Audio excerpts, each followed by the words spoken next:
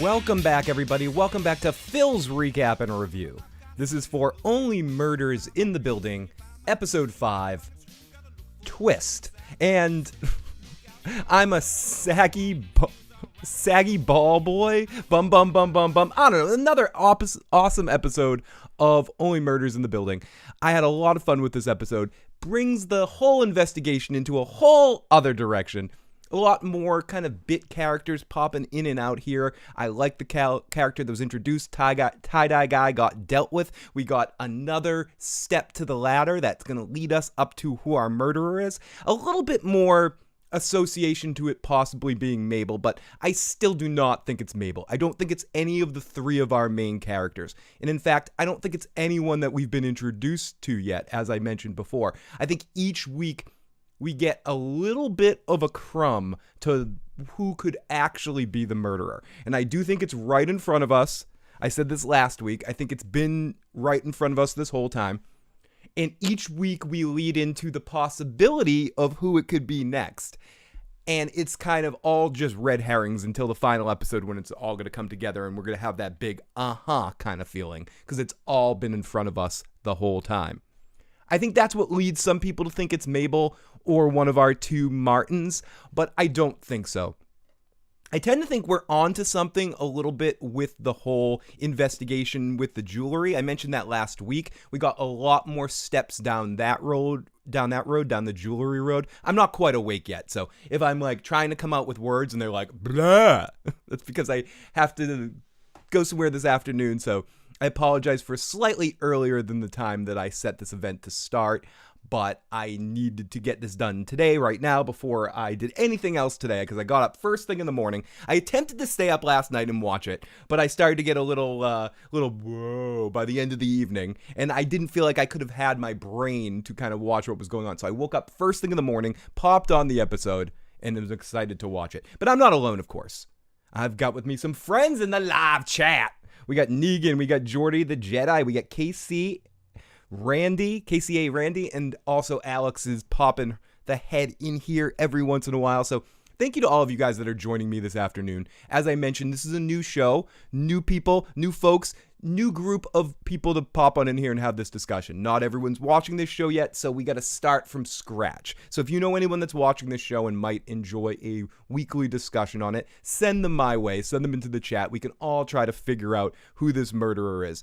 And also, I know some of you guys check out these streams. I'm lucky enough that you check out these streams whether you watch the shows that I'm talking about or not. So I appreciate that as well. I'll always try to give some sort of context to what's going on. So if you're not watching, you can kind of understand generally what the fuck I'm even talking about is really the story here. What are you talking about? We don't care. You know, we just want to hear what the nonsense you're babbling about right now. We don't care about some stupid show.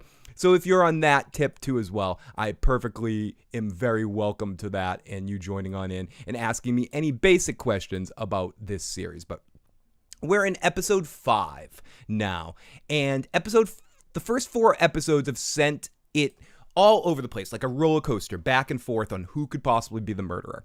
And what I love about this show, and I've talked about this every week, is it simultaneously matches up this lighthearted whodunit approach to very wordy, funny, lighthearted, early on comedy. And I think the dynamic that Steve Martin and Martin Short have together is excellently done in this series, just to be repetitive of what I'm trying to say. And again in this episode, Selena Gomez proved to me that she's the perfect casting for the third member of this team. They have a wonderful, when they finally come back together at the end of this episode, you can feel the chemistry that they all have for each other. And I think when they've introduced new actors and new people into individual scenes, like in this episode when we get to know Tie-Dye Guy a little bit, he fits into what we've learned about the characters so far. So I very much appreciate that. I appreciate how they're setting up these potential suspects, and it basically just all gets flushed down the toilet by the end of the episode. I was fearful of this happening, but they're doing it in a fun, interesting way. And as I mentioned before, I do think simultaneously we're getting breadcrumbs to lead us to the next possible real situation. because there is a real situation going on here. This is a murder. There is clues around the scene. Again, I'm repetitive about this, but I'm convinced that everything we need to know about who is doing this, what is going on, is all in front of us on screen right now. And this jewelry thing has been a thing that's been leading since episode 1. So it very much could go down the Tim was stealing jewelry, some sort of association to what Zoe was doing early on. I guess spoiler alert for episode 5 and everything up until episode 5. Non-spoiler review. I wouldn't say this was my favorite of the 5 episodes so far, but I definitely enjoyed it. It might have been right in the middle. I liked it as much as I liked episode 3, but I liked last week in episodes 1 and 2 a bit better. But that's not to say this was a bad episode. I feel like everything that happened in this episode, it was a one-off to learn more about Oliver and get us to the next place in time. We had limited interactions between our 3 main characters, a lot of really good business between Steve Martin and Martin Short. Again, I wouldn't say this was a bad episode. I would say this episode was one of those that I was like, oh God, that's it? You got to release 2 episodes at a time. I got that. I need more.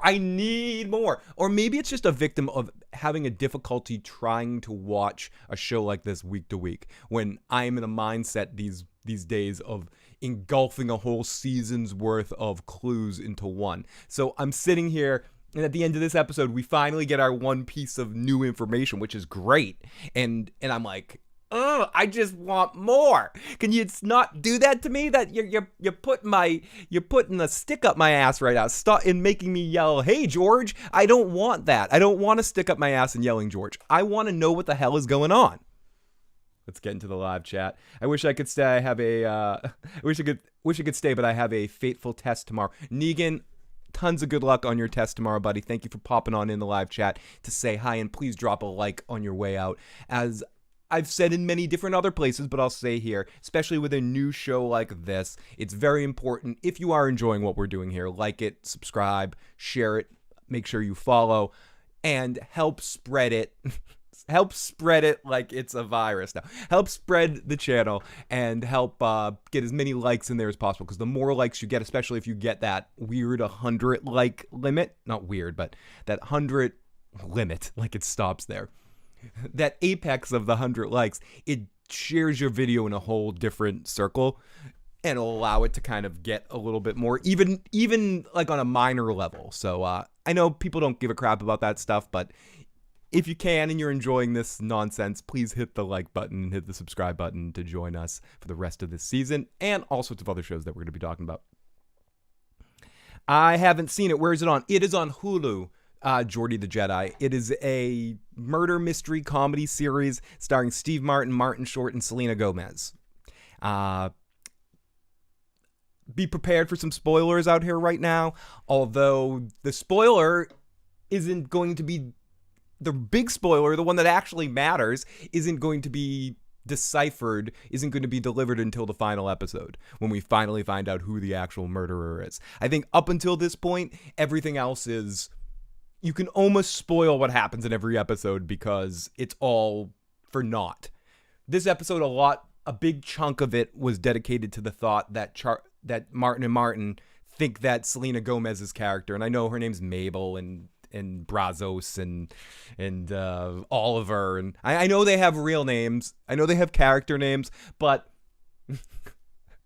their mothers named them Steve Martin and Martin Short.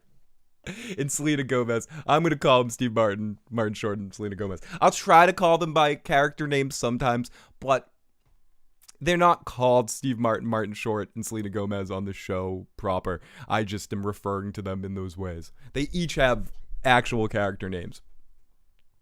But this episode, very much most of it was dedicated to the fact or the possibility of Mabel possibly being the killer.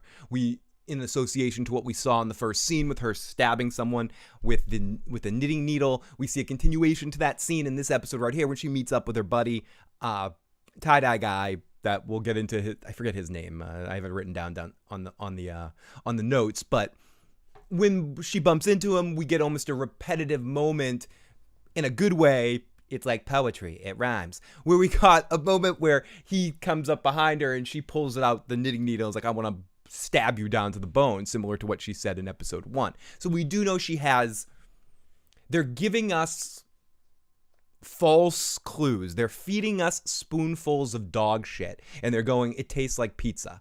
That's kind of what they're trying to do with Mabel, I think. They're showing us that, oh, okay, Mabel is on edge. Mabel is capable of murder. Mabel is secretive for no reason at times.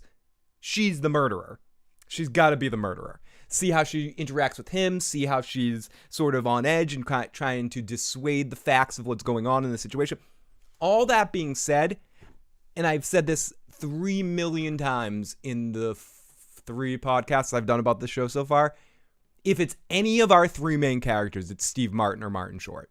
And I don't think it's Selena Gomez. They're making it too Mabel. They're making it too, I won't say obvious, but it's a very low-hanging fruit that you can possibly go over there and grab and then shove it up your ass. I don't know why everything's up my ass this morning. I don't care, but I'm very excited about this. But I am very excited about this show. It's good stuff. It's good fun. It is interesting coming out here to babble to you guys and talk about a half an hour show where, again, maybe that's part of it too. Maybe waiting week to week, getting all excited about the next possible show, sitting down, getting ready, taking notes, watching it, and the show's only 30 minutes. I feel like, I just want more. But these episodes do feel like they ebb and flow the amount of time that they should. This should not be an hour-long show. I think each episode works really well. I think the only other thing they could have possibly put this as is maybe a movie, like a 2-hour, hour and a half movie that they could have combined all of this into. But as a television series, it works really well in the 30-minute bursts. I guess me being selfish and wanting my conclusion before the end of an episode sometimes, I get frustrated. I'm like, I just want to know what's going on. And I feel like I'm missing something. I feel like I'm watching each episode and missing who this possibly could be. Is it someone that lived in the building? Or are we getting into this whole side story now with talking about all the jewelry and talking about the fencing of the jewelry and something associated with, this is what I was going to say before I called spoilers, where we learned in episode 2 or was it episode 3? I think it was episode 2, who is Tim Cono, that Zoe, the blonde that was pushed off the building, was a little bit too friendly with going into people's houses and taking their jewelry and taking their stuff. So is there some sort of association with what happened to her and what happened to Tim Cono, that somehow he spent time fucking with the people that killed Zoe and somehow making it a point to steal stolen jewelry from a stolen jewelry? Like, okay, follow me here for a second. Zoe stole jewelry from an illegal fencing thievery organization, a burglary organization that also lives in the building. That one of the places that they broke into in Hardy Boyd was like the wrong person. Something with some mafia association, some sort of professional criminal association of some sort. Zoe broke into that place to go Hardy Boy, stole some stuff she shouldn't have stolen. They confronted her in the building to yell at her and try to get the information back. When she get the stuff back, get the jewelry back. When when Zoe did not react properly to that and kind of freaked out, there was some sort of accident that happened, and either she intentionally or unintentionally got thrown off the building. Tim Cono saw all this, was threatened by said villainous people to say, you better not say anything or you're next. Enough years went by. The murder got put on her boyfriend at the time. And Tim kind of went into a depression dealing with the fact that he put away one of his best friends. But within that depression, somehow through his work, he connected with a client that had some association with the people that were the thievery people. So Tim decided to go out of his way, risk his job to try to fuck over these people that murdered his friend Zoe and then framed his other friend. Went through the whole process of doing that, set up like it looked like he was going to get away with it, but it wasn't for those sneaky kids. Then the criminal people came back and murdered him. happened to be on the same night that what's-his-name got out of jail, was climbing up the stairs, and all of this came together. And that is my hypothesis as of right now with what's going on. That somehow there is some association with that. Somehow we're learning more about the story through this jewelry clue, and it does have some association to what happened. I guess that's what I'm working with right now, but I feel like even what I'm saying right now, which I know it sounded a little bit too detailed and whatever, like I'm putting a lot of pieces together that might not need to be put together, I still feel like it's too obvious. I feel like it's too early in the series, being in episode 5 right now, where it's too much too fast to find all the information out, because we're halfway through. I believe this is going to be 10 episodes. I could be wrong. It could be 8. I think it's 10. Someone I can do a quick Googling to check this out. Let me see if I can do it. Let me see if I can magically do it. How many episodes will Only Murders in the Building be this season? So let me see if they tell me. I think it's going to be 10 episodes. So we're at the half. Yeah, 10 episodes. Thank you, Google. You're welcome, fan. Now, so 10 episodes. We get 10 episodes of this season. We're at a halfway point. We're not going to find out who the murderer is in an obvious way till at minimum episode 9, and then episode 10 is going to be about proving it or one of our characters being in danger of some sort. The reveal is going to be in episode 10, and then it's going to reveal to the point of them selling this podcast to the big podcasting company that we got another reference to tonight about those two dudes in the cab that are doing the Plants podcast. We get another sort of referential material to associate that to them, to show that later that Martin Short is going to take the idea of selling this podcast to the main podcasting company. That's why we got the information about the company being sold for X million dollars. That's why we met up with those two guys, the flower shop guys, today. That's why we got all that sort of information. Hey, we got AK in the live chat. We got Teo. Good morning from California. Iraq Monster. I'm about to start watching the show. Can I watch the stream?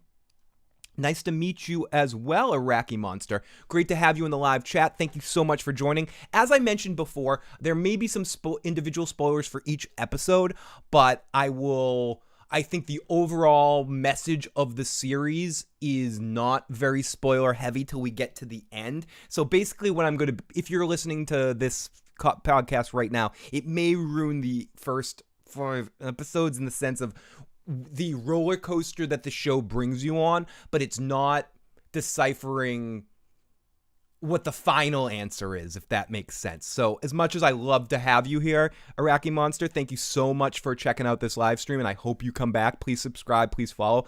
I do think maybe the first 4 episodes will lose a little bit of their explosion factor if you're feeling the series, in the sense of what's about to happen within each episode. That being said,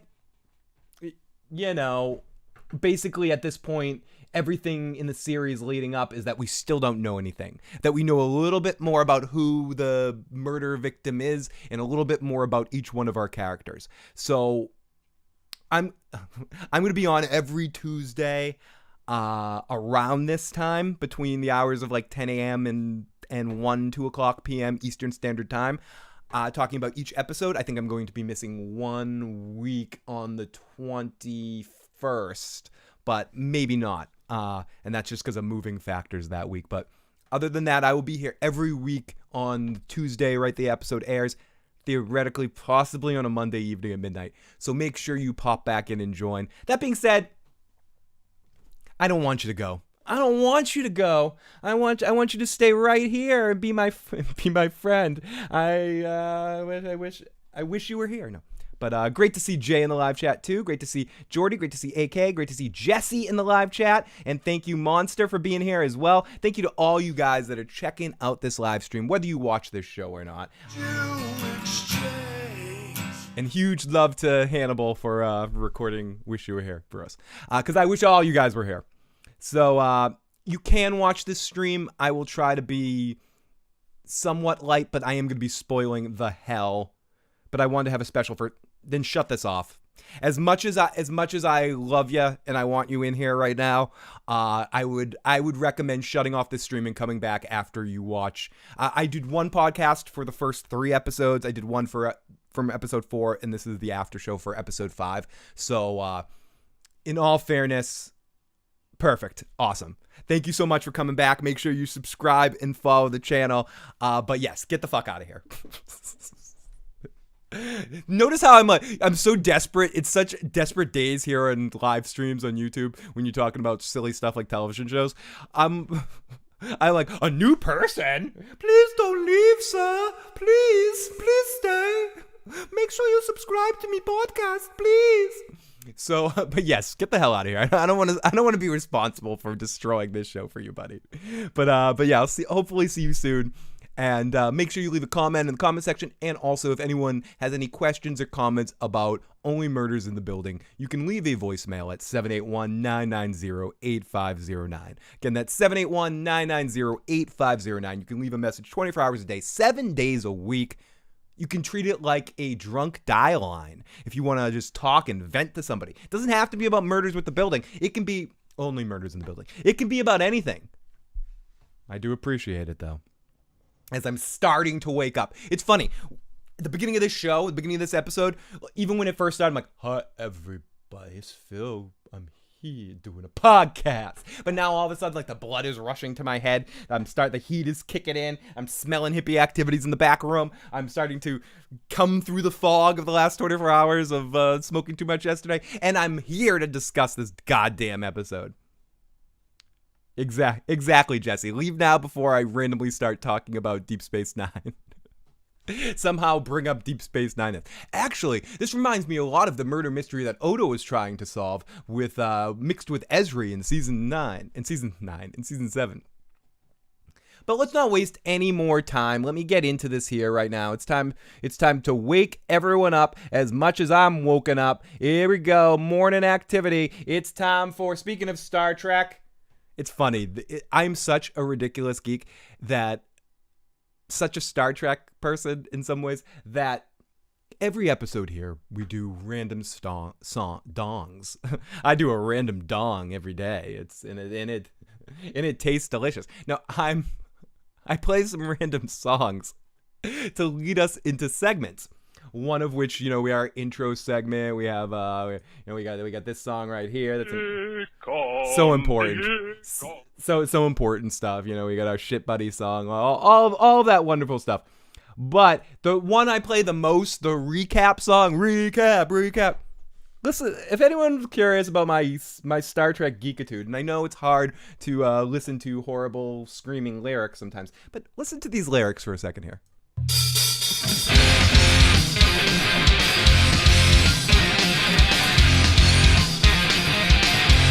Recap!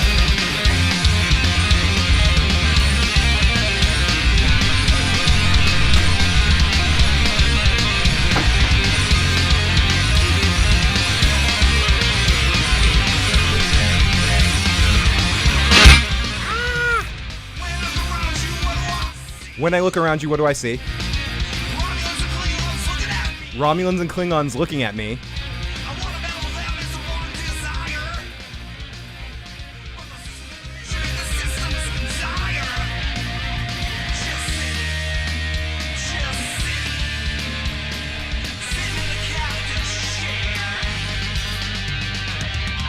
So yeah, it goes on like that. Sitting in the captain's chair as I'm down for a breach or down for the reach, I see a warp core breach. I head to Quark's bar for a motherfucking drink. I think those are the lyrics.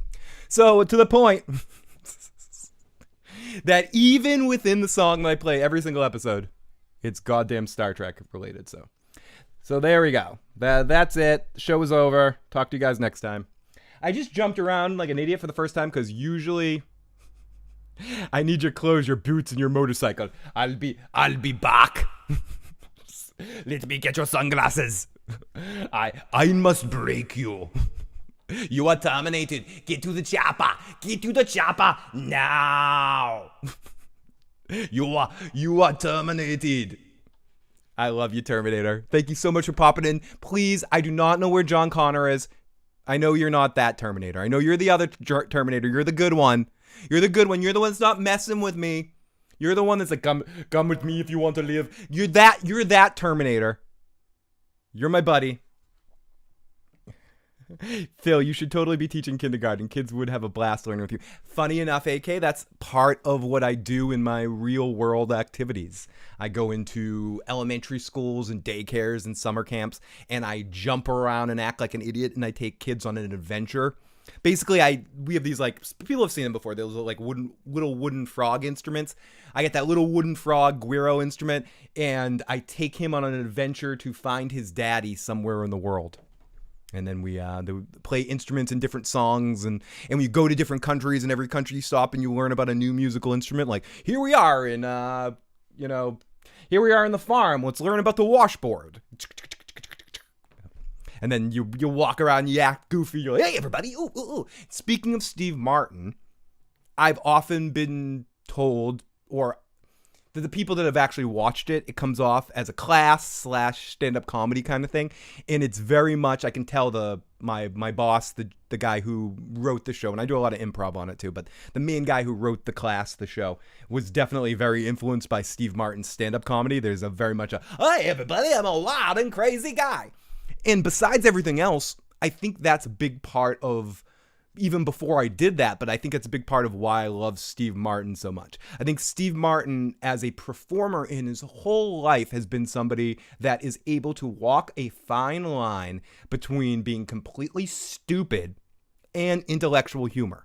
There's a fine line that Steve Martin walks where he'll have this like sardonic intellectual humor gear to him, and then he has this gear like him in The Jerk, or his stand-up comedy, or the like early Steve Martin, or even sometimes in this show he's doing it, like the dumb, just being so fucking dumb in like an awesome way. And I think in like owning it and being like so genuinely stupid, the character, one movie, probably my favorite, one of the list of all of Steve Martin's movies are incredible. There's so many good ones, from The Man with Two Brains, The Jerk I mentioned before, Roxanne even, But one of my favorite and a sort of underrated movies starring him and Michael Caine is Dirty Rotten Scoundrels. Excellent movie. Excellent. One of my favorite comedic movies of Steve Martin. And and especially one of my favorite of his performances, because what he does in that role is combine both things into one. He shows you that intellectual sardonic humor Steve Martin that's all over the place and kind of scummy in a sense, like has this scumminess to him through in the vibe, like very, very not creepy, but scummy, and like a shit talker.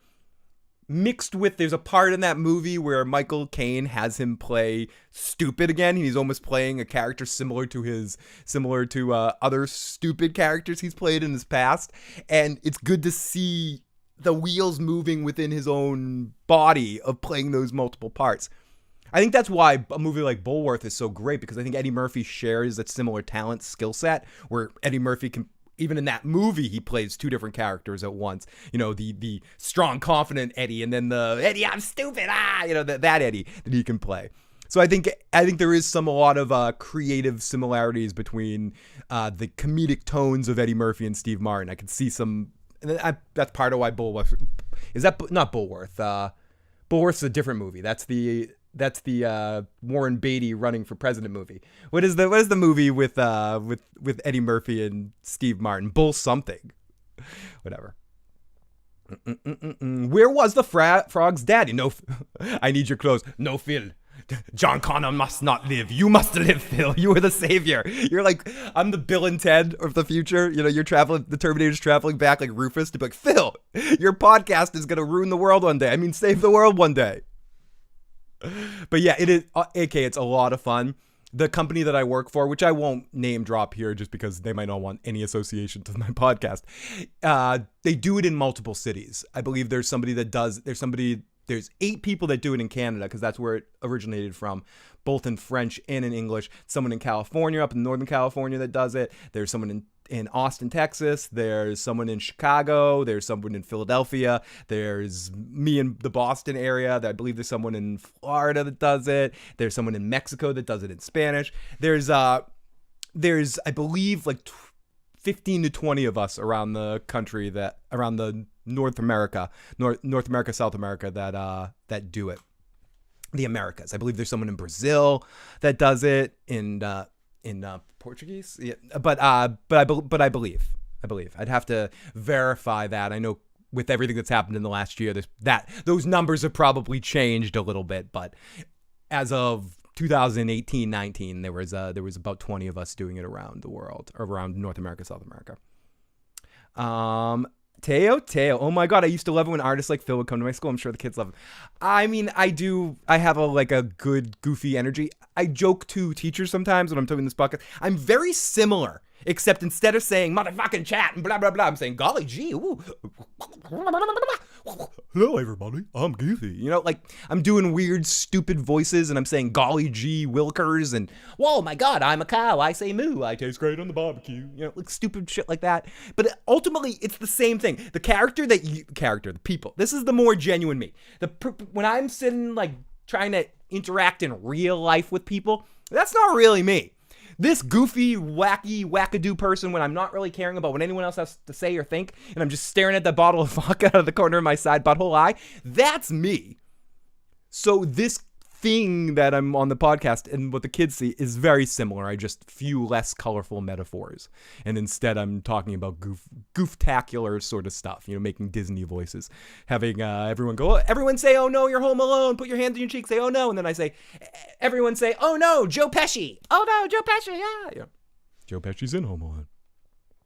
Steve Martin is all of the joy and genius of Robin Williams without the mania. He's got the balance down to a science. Absolutely. I think he has that kind of speed of intellect that Robin had, but Robin had exactly mania. And that's what I think separated Robin from almost any other performer in the history of the universe, is the way he was able to harvest that mania mixed with the quick mind. Because I agree, I think Steve Martin has all the joy and the genius, and he presents that sort of joy. And I think Martin Short has something similar too. He's just sillier in some ways, and I think Martin Short lives in the silly. That being said, Martin Short made me laugh more than anybody has in the series so far in a couple of lines in this episode. I think comedic wise, he's getting all the best stuff. Just funny wise in this series. And I think Steve Martin is one of the people that created the show and wrote the show. I think no one is a bigger Martin Short fan than Steve Martin. You see it in the live show. You see it in a lot of situations. I think all of those guys of that generation look at Martin Short as the Energizer Bunny. Robin too, to a certain extent, Robin Williams to a certain extent, but Martin Short, that's what Martin Short has that is equivalent to something that Robin could have too, like that energy, endless energy, endless. Jokes aside, you should make a Terminator podcast. I want to make a Terminator I would love to do that. I think Joe and I, when The Walking Dead is over with, we'll be looking for other podcasts to do on Sundays. Before our most recent break, back in January 2020, we were doing movie series podcasts. I think we did the X-Men one, and we were about to do a Spider-Man one, I think, too. So I would love to do something and review the Terminator movies. I think I would have to do it in bursts, though. I don't think I could talk about all the Terminator movies in one shot. I think what I would do would be talk about the first two Terminator movies first, then I would almost do a whole podcast on Terminator 3 alone in the mistake of why that never should have happened. And then, or I don't know, I think in retrospect now, Terminator 3 was I know I'm going on a rant here. I think Terminator 3 was a lot better than people could assume later on. I just think there were some missteps in it, and it was sometimes in a movie that maybe didn't need to happen 100% because the first two are so perfect in the way that they work with each other. I also think Terminator 3 suffered from Arnold not being able to get what he wanted, which was China, the rest in peace wrestler China, to be the Terminator in that situation. As much as I think the person that they cast in it did a okay job, I don't think she matched the intensity of Schwarzenegger or Robert Patrick in Terminator 2, whereas I think someone like China, who I think was an underrated talent in the wrestling industry and would have killed it in the role of the new Terminator, and would have seemed like more of an interesting challenge in that universe. And I know they didn't give it to her because of like drug reasons and some other stuff. So, but I'm not exactly sure. I'd have to research it a little bit more before I did that. And then I do a podcast on everything after Terminator 3. But I definitely generally have a enjoyment for all of the Terminator movies in their ways. I just feel like those first 2 movies are so much better than all the rest. There are only 3 Terminator movies. The rest are disappointing. See, because I do think the third movie is good. I don't think it's... I think it's not... I think it's almost akin to The Godfather. And I know people like Godfather 3 shit. It's not shit. It's just not on the level of the first 2. Sofia Coppola's acting in the third movie is horrible. But I think the movie itself, if you had paid Tom to be in the movie, not Tom,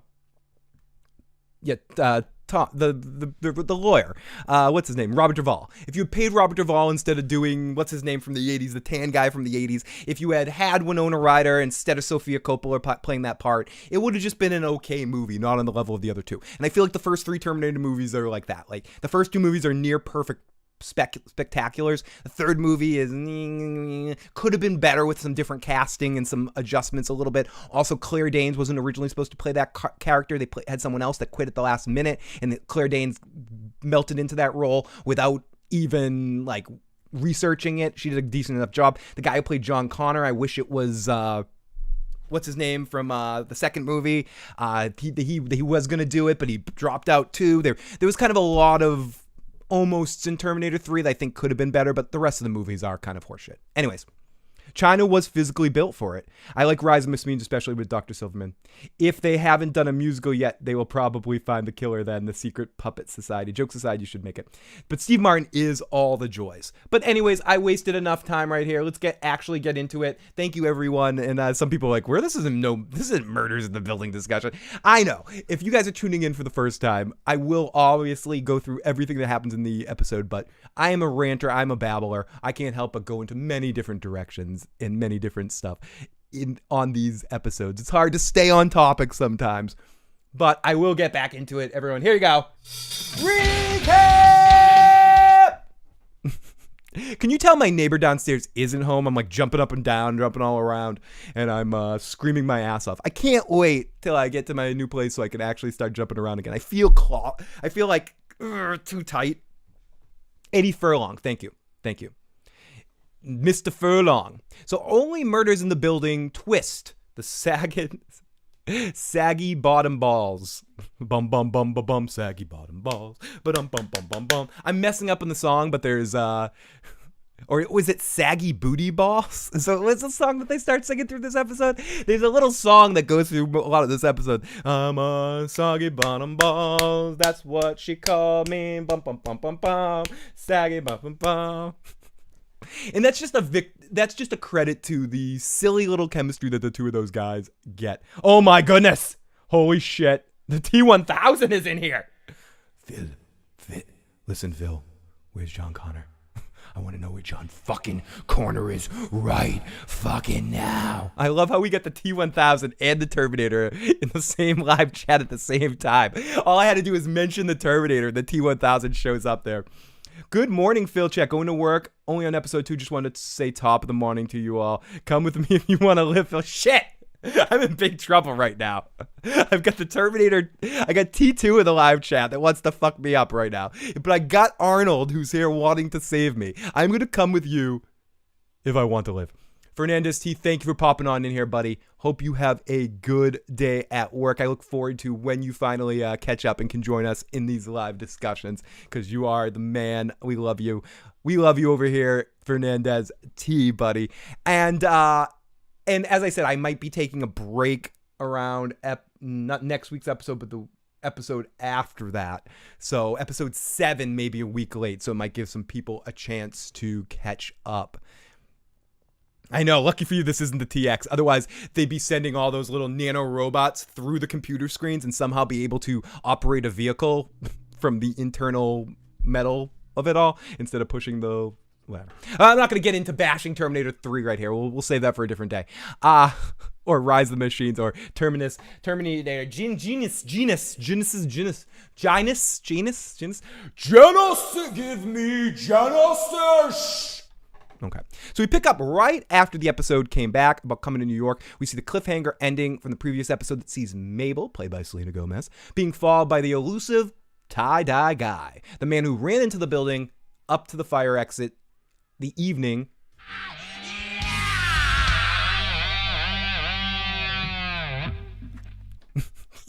Mabel, the one that messed with tie-dye guy, going down the alleyway as he is reciting a monologue. We see Mabel being followed as we hear.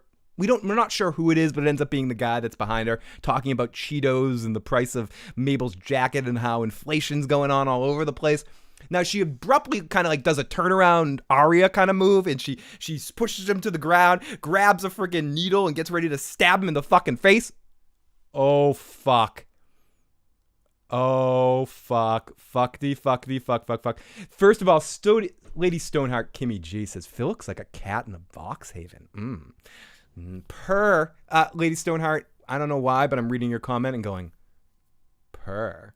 And Fernandez T, you motherfucker. I love you to death, and I will take these all day long. I very much appreciate it, but I have to, I guess I have to do a super chat. So Fernandez T wants to get me drunk at 11 o'clock in the morning, but yeah, it's better, no better time than now. Let me, 1 second.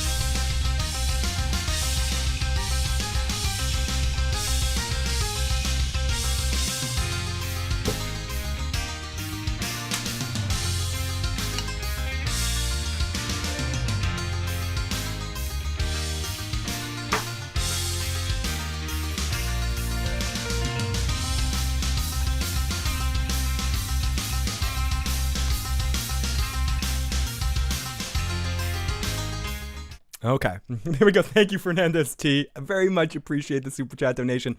As I've said before, these super chat donations help me out, especially right now that I'm sort of living piece of popcorn to piece of popcorn right now for food. Super chat donations help me more than I can ever express to you. So Fernandez T, thank you so much. You're the best person who's played along. I appreciate that, and I'm gonna keep playing along. Right? I'm scared. I'm scared. I know how to play along, Mr. Terminator, because I know that you and me need to go find Miles Dyson and go fuck this dude up, because we need to stop Judgment Day from happening. And I don't care. I don't care what T1000 says over there and him trying to come and get me. I like his episode of The Walking Dead. I loved him as Danny Scatino on The Sopranos. I really do. Danny Scatino, you're a very, very good guy. You know. You sold your kid's car because he didn't wash it, or he's off-roading.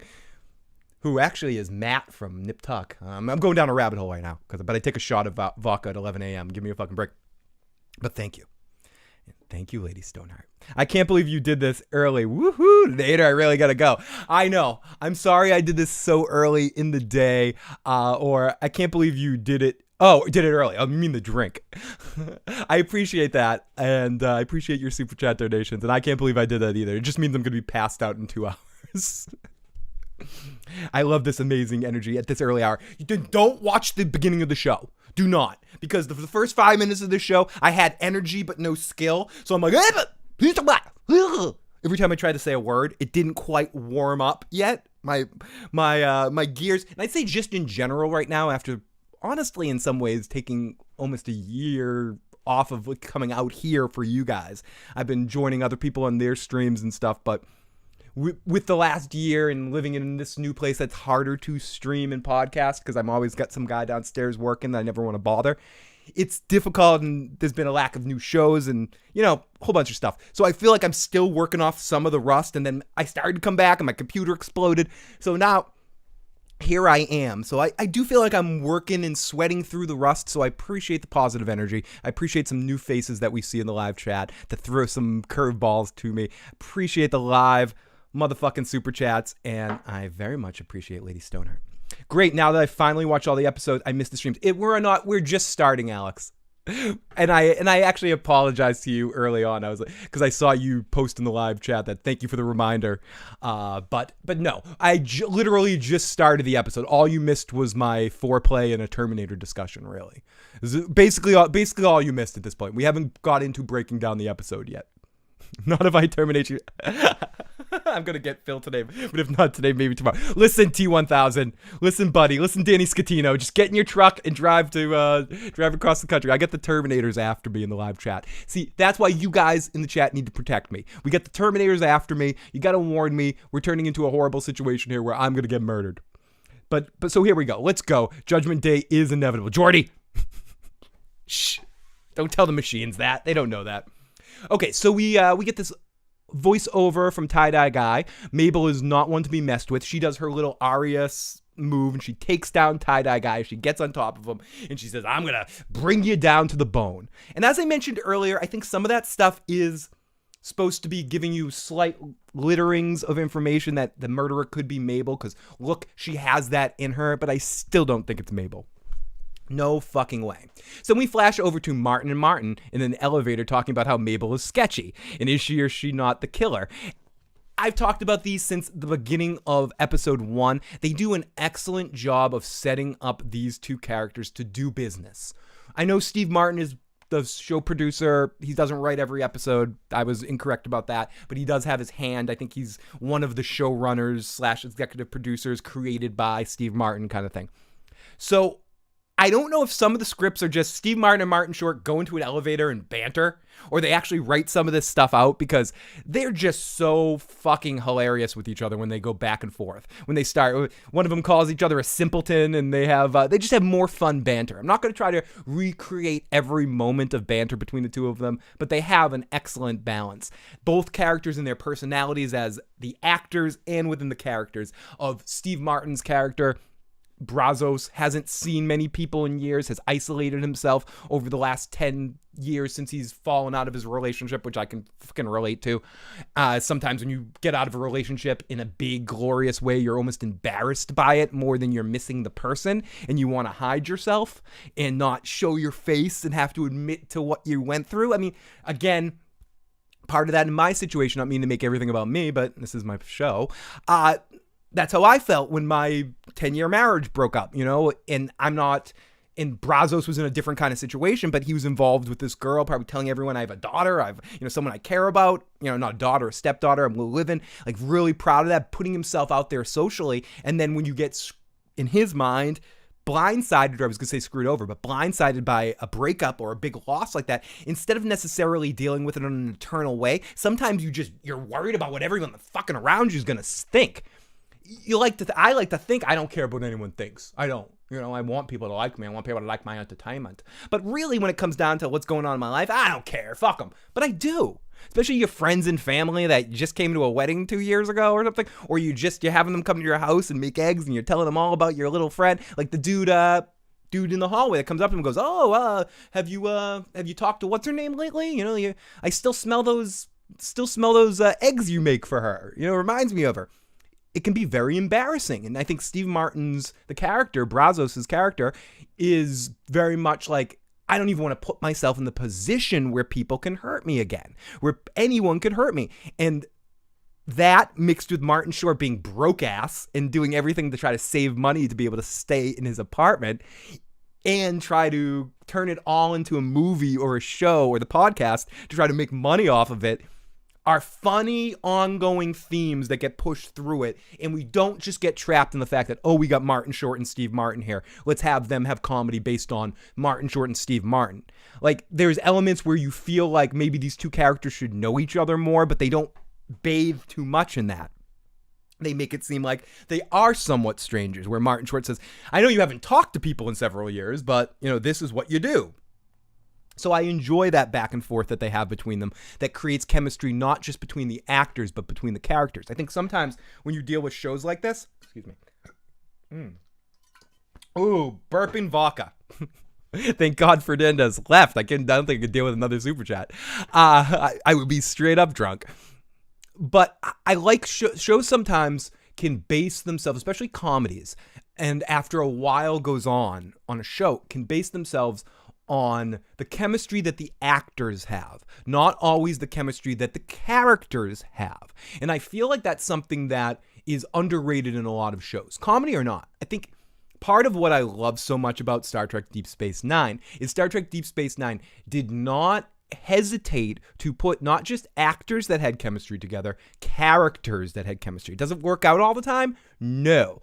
But like Andrew Robinson and the actor that plays Julian Bashir, Alexander Siddig, have extremely great chemistry. So they put the actors together because the characters and the actors have great chemistry. The character of Garak and Odo don't necessarily have chemistry or the actors don't necessarily have natural chemistry in the same way. Regé Obendoua and Andrew Robinson. But the character of Garak being a liar and the character of Odo being someone that's constantly questing for the truth have excellent chemistry. So the idea of putting the two of them in an episode together for a two-parter really helped sell the show. In this show, Steve Martin and Martin Short naturally have exceptional chemistry. They've been working on stage shows for years. They know each other. They rag on each other. They understand each other's comedic timing at a level that some other performers just couldn't possibly understand without the repetition of the time of spending with each other. It's like playing John Frusciante and Flea, playing guitar and bass together. They just know each other, you know? Or Paul McCartney and George Harrison or whatever. But in the show, the way they write it more as a awkward interactions between Oliver and Brazos. I know his character's not named Brazos, but between the two of them. And that makes the show world, even if it's an outrageous world, feel a little bit more real. The same with the interaction that Selena Gomez's character had with Tie-Dye Guy in this episode. It felt like a real friendship. He felt like he made sense to what we know about her within her chemistry and with her interactions with her other friends that were all the Hardy Boys. He is a Hardy Boy too. He is a mystery solver too. So at some point in time in the episode, when we get to a point where Mabel is missing something because she's too emotionally involved in the situation, he's able to look at it from a more tactical standpoint and rip things apart because he's a fucking Hardy Boy too. And the way I'm talking with the fucking, that's also a language thing in this series. They have a very much I don't give a fuck in the tone of which they say and in the style of which that they depict the dialogue. And I love that. That to me is the biggest strong point of this show, that character chemistry. Not necessarily even this murder mystery, which is fun. And I like coming out here and analyzing who it could possibly be, what's going on. But what makes this show fun to watch, for me anyways, is the character chemistry that we have on screen. Jesse says Mabel decided to go after the killer on her own, not the kill. Exactly, Jesse. I don't think so. You should do a Terminator puppet show. Lady Stoneheart, I love seeing you. I love seeing you back too. No, you should do a Terminator puppet show. I should absolutely do hello, come with me if you want to live. I might need to have, if we do that Terminator show, we might need to have Terminator and T2 leave us some voicemail. Mabel, but yes, absolutely, Jesse. Mabel's going after the killer. I feel like it's, and I'm reading some articles about this that like to kind of bash the tennis ball around. I feel like any leading towards Mabel or any of our three, Mabel being a killer, is completely falsified. I don't think Mabel is a killer at all. But I do think it's interesting that from the first moment of episode 1, they want us to believe that it could be her. Because what's the first thing we see from Mabel in the very first episode? Her stabbing the fuck out of some guy in her fantasies. So now they had one shot. So I feel like from step 1, they've been trying to show us that it could potentially be Mabel. And by that definition, I think there's no fucking way it's Mabel. No Mabel. I'm going to go back in time and cast Ruby Rose in Terminator 3. Early stream. Iron Throne. Love Iron Throne in the live chat. AK, she was a beast in that new movie. Tony fucking Pajamas! Tony Pajamas! Zabba-da-dum-ba-dum-ba-dum-ba-dum-ba-dum. Tony Pajamas! Zabba-da-dum-ba-dum-ba-dum-ba. When I knew some pajamas.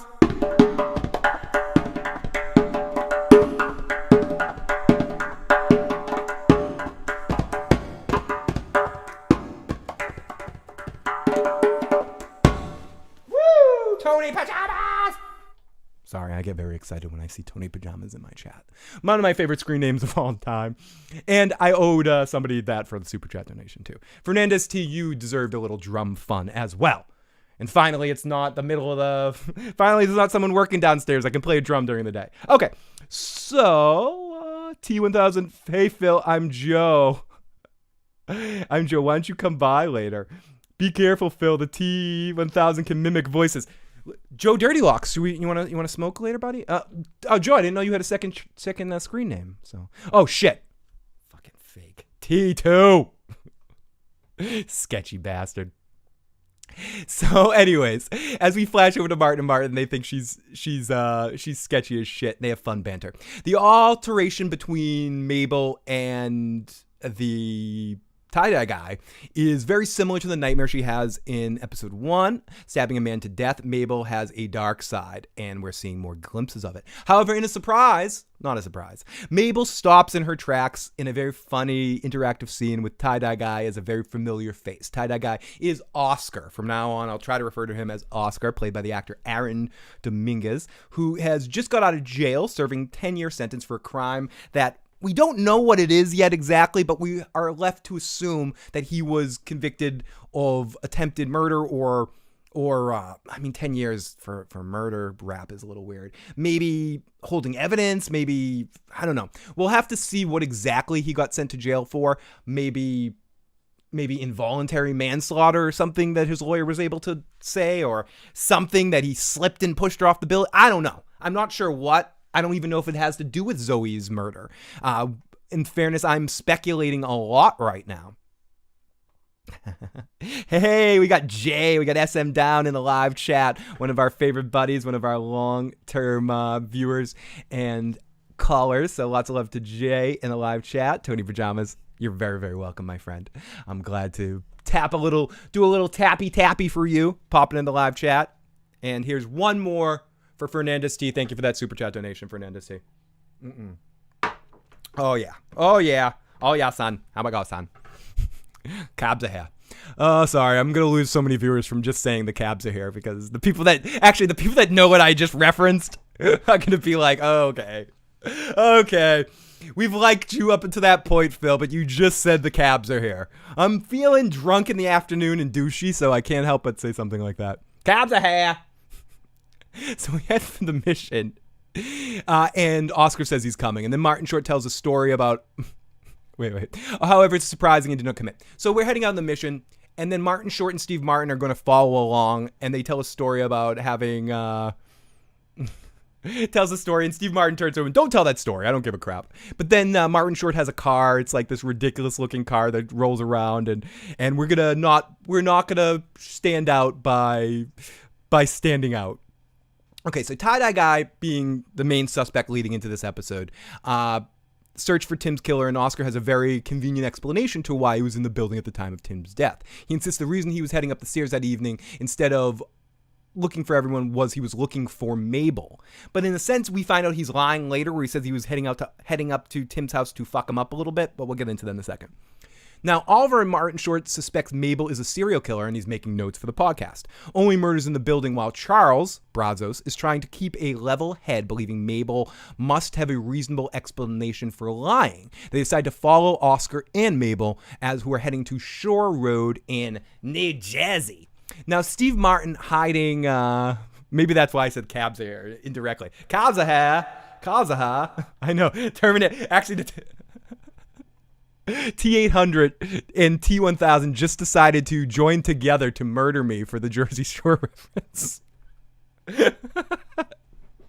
So, I love you guys in the chat. Thank you so much for giving me some of the most entertaining days I can have getting to babble to you guys. So thank you. You guys are awesome and are really starting to cheer me up where I am right now. So I very much appreciate being back into this rhythm. I've missed you all so much. So Steve Martin is hiding, being hilarious physical comedy, trying to follow the Camry. Oh yeah, Steve Martin's like trying to hide from the car, and he's hiding behind this woman, like doing a boop boop boop. And even Steve Martin, at his age right now, is one of the funniest physical comedians of all time. I would say that's the one point which Steve Martin is an amazing physical comic. He's always been, like throwing his arms around, going crazy. I would say he's probably, this is the only time I would say Steve Martin's not as good as other people. I would say if we're bringing up the Three Amigos, he would be number 3 on the list of physical comedians on that list to me.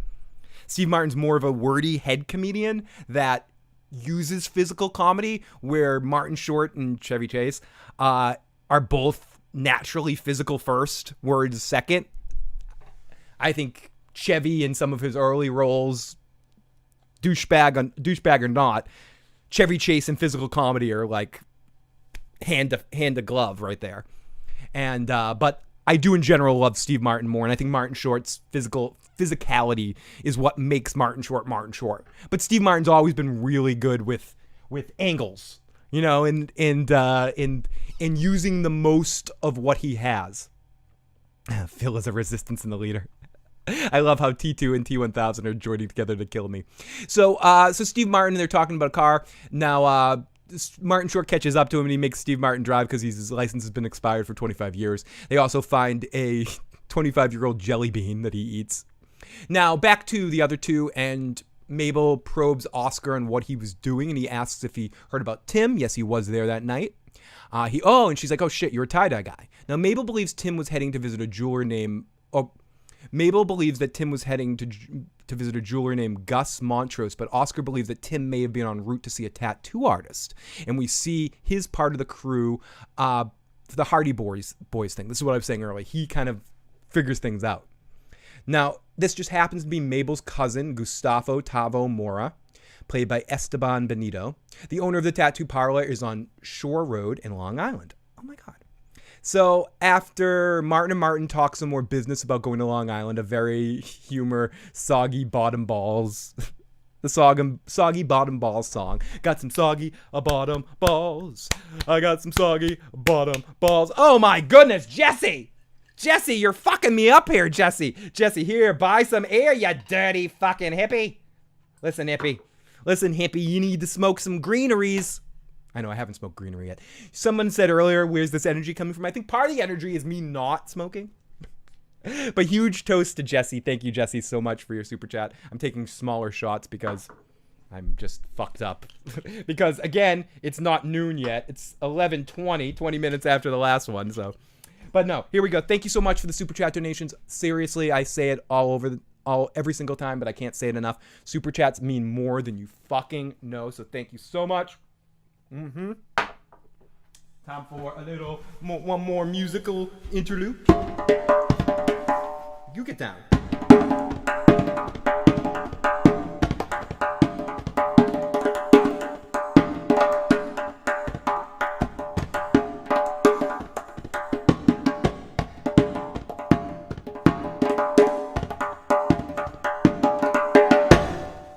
Sorry if that was I have no concept of loudness, so sorry if that was ridiculously loud, everybody. But thank you so much, Jesse, for the super chat donation.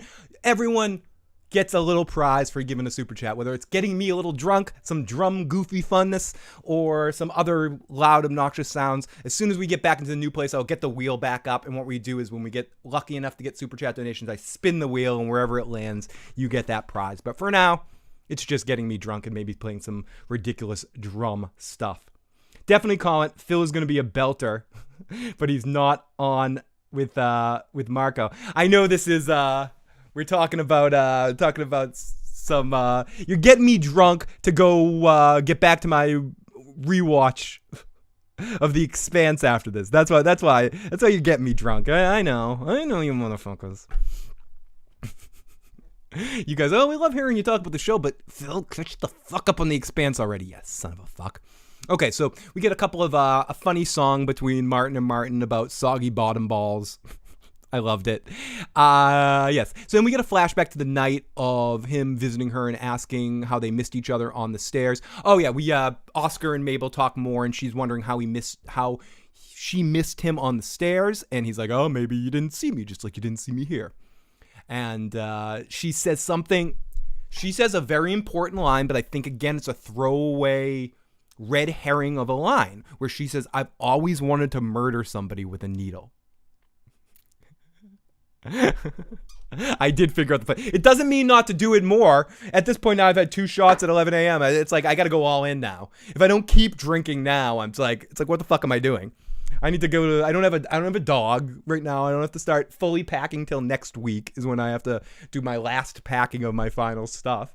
It's not quite warm enough out to like go outside or do anything, and I worked so much in the last 3 weeks that I have the next couple of weeks because I took them off leading into moving stuff free. So I really don't have anything to do today. So I guess this is the perfect afternoon to get a little drunk. Literally, the next thing I need to do is show up on Tony's stream tomorrow night at 6:30.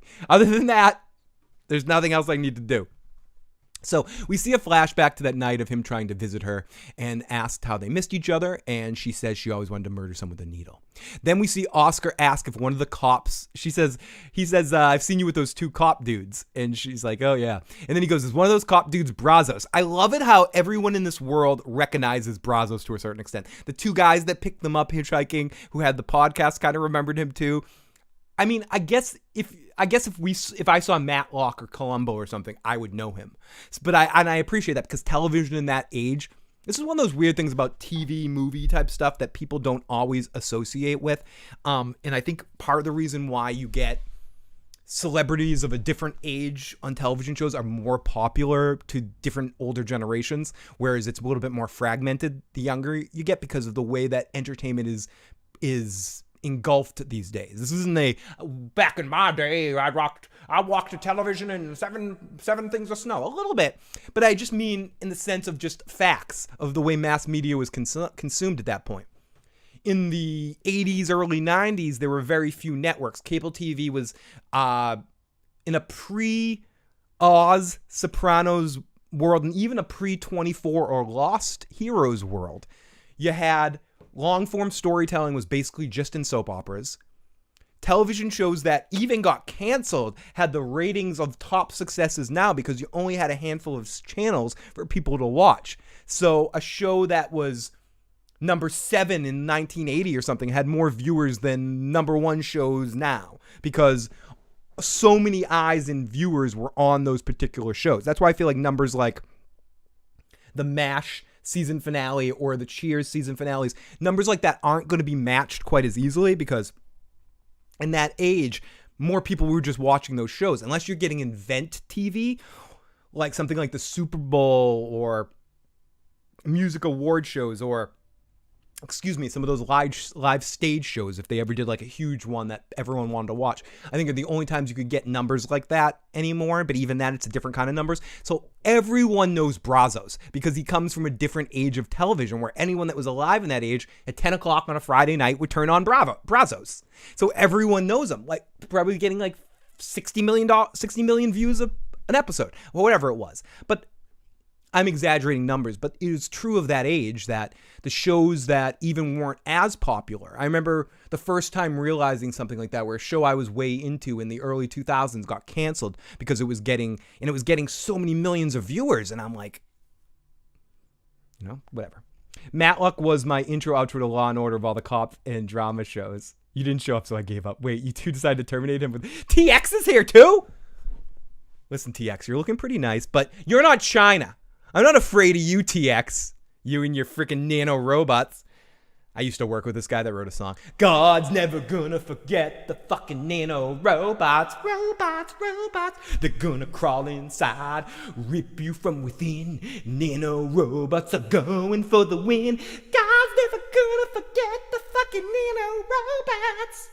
I'm totally not making that up. Like, I'd love to say I was making up that song. Like, I'm just making it up because I saw TX in the live chat and I'm fucking scared now because I've been shit talking TX all day and now she's fucking in the chat. She can send those nano robots right through the phone line.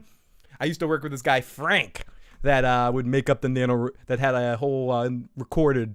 It was almost like he was a proto Jack Black kind of stuff with some of his songs. And he had a song called Nano Robots. TX, maybe a fucking plasma attack will change your mind, bastard. Exactly. Everyone watched Hill Street Blues in my house. Hill Street Blues was a fucking incredibly popular show at the time. What was that lawyer? LA Law. I want to say LA Law had like hundreds of millions of viewers or something. Some disgusting number. Fuck, damn. I'm sorry. I'm uneasy right now because TX is in the live chat. Fucking TX. I've been literally talking shit about her for 3 hours here. Not literally 3 hours. An hour and 10 minutes I've been talking shit about TX. I think I only ever saw a few episodes of that one in the heat of the night. Was the big one with my parents. Whatever it was, back in, just now I'm going to go down a list of 80s shows. Heart to Heart, the 80s detective shows. As much as superhero shows are a thing now, television detective shows or lawyer shows were a big deal back then. Whether it be Murder, She Wrote, it was obviously a huge one. YouTube channel Pushing Daisies does amazing breakdowns of Murder, She Wrote episodes. But Murder, She Wrote's a big one of that. Matlock, Columbo, Kojak. I mean, and I feel like I'm missing some Heart to Heart, Jake and the Fat Man. All these like detective kind of shows that existed. Mannix, man, was that one too? I don't know. Hey, we love you, Jay. I love you in the live chat, Jay. I'll turn into Joe and come to your doorstep. Can you turn back to you first, and can we have a little fun before you kill me? I'm a lonely guy, TX. Come to my house. Pushing Up Rose, yeah, she is awesome. I connected with. Thank you. Did I say Pushing Up Daisies?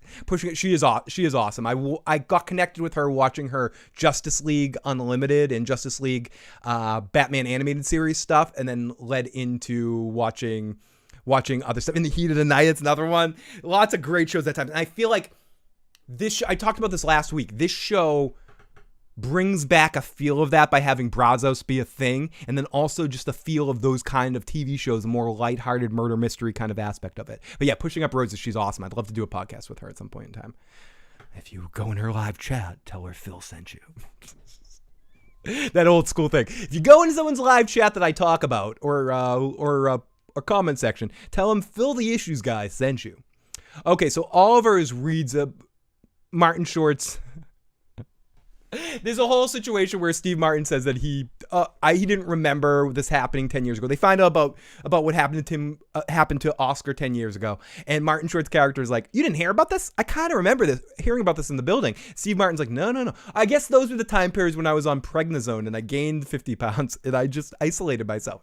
Anyone who's ever taken prednisone, I had to take it once because I got some insect bites on the side. I was in a play that was outside, and there's at one point in the play where I had to spray a bottle of water in my face, fall on the ground, and convulse.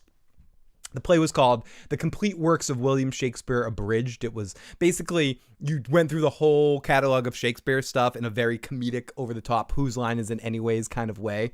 And there was a part in Hamlet where you're like, kill yourself. And I spray a bottle of water, kill myself, roll around in the ground. I rolled around in a thing of red ants, and it like bit me all my sides. And I'm allergic to insect bites. If you're ever around me and I get stung by a bee, take me to the hospital because I don't have a shot. But anyways, so I ended up having all these insect bites on me, and they tried everything. They couldn't get them on, so they put me on prednisone, and I went on prednisone, and no shit, my face turned into. I looked like a.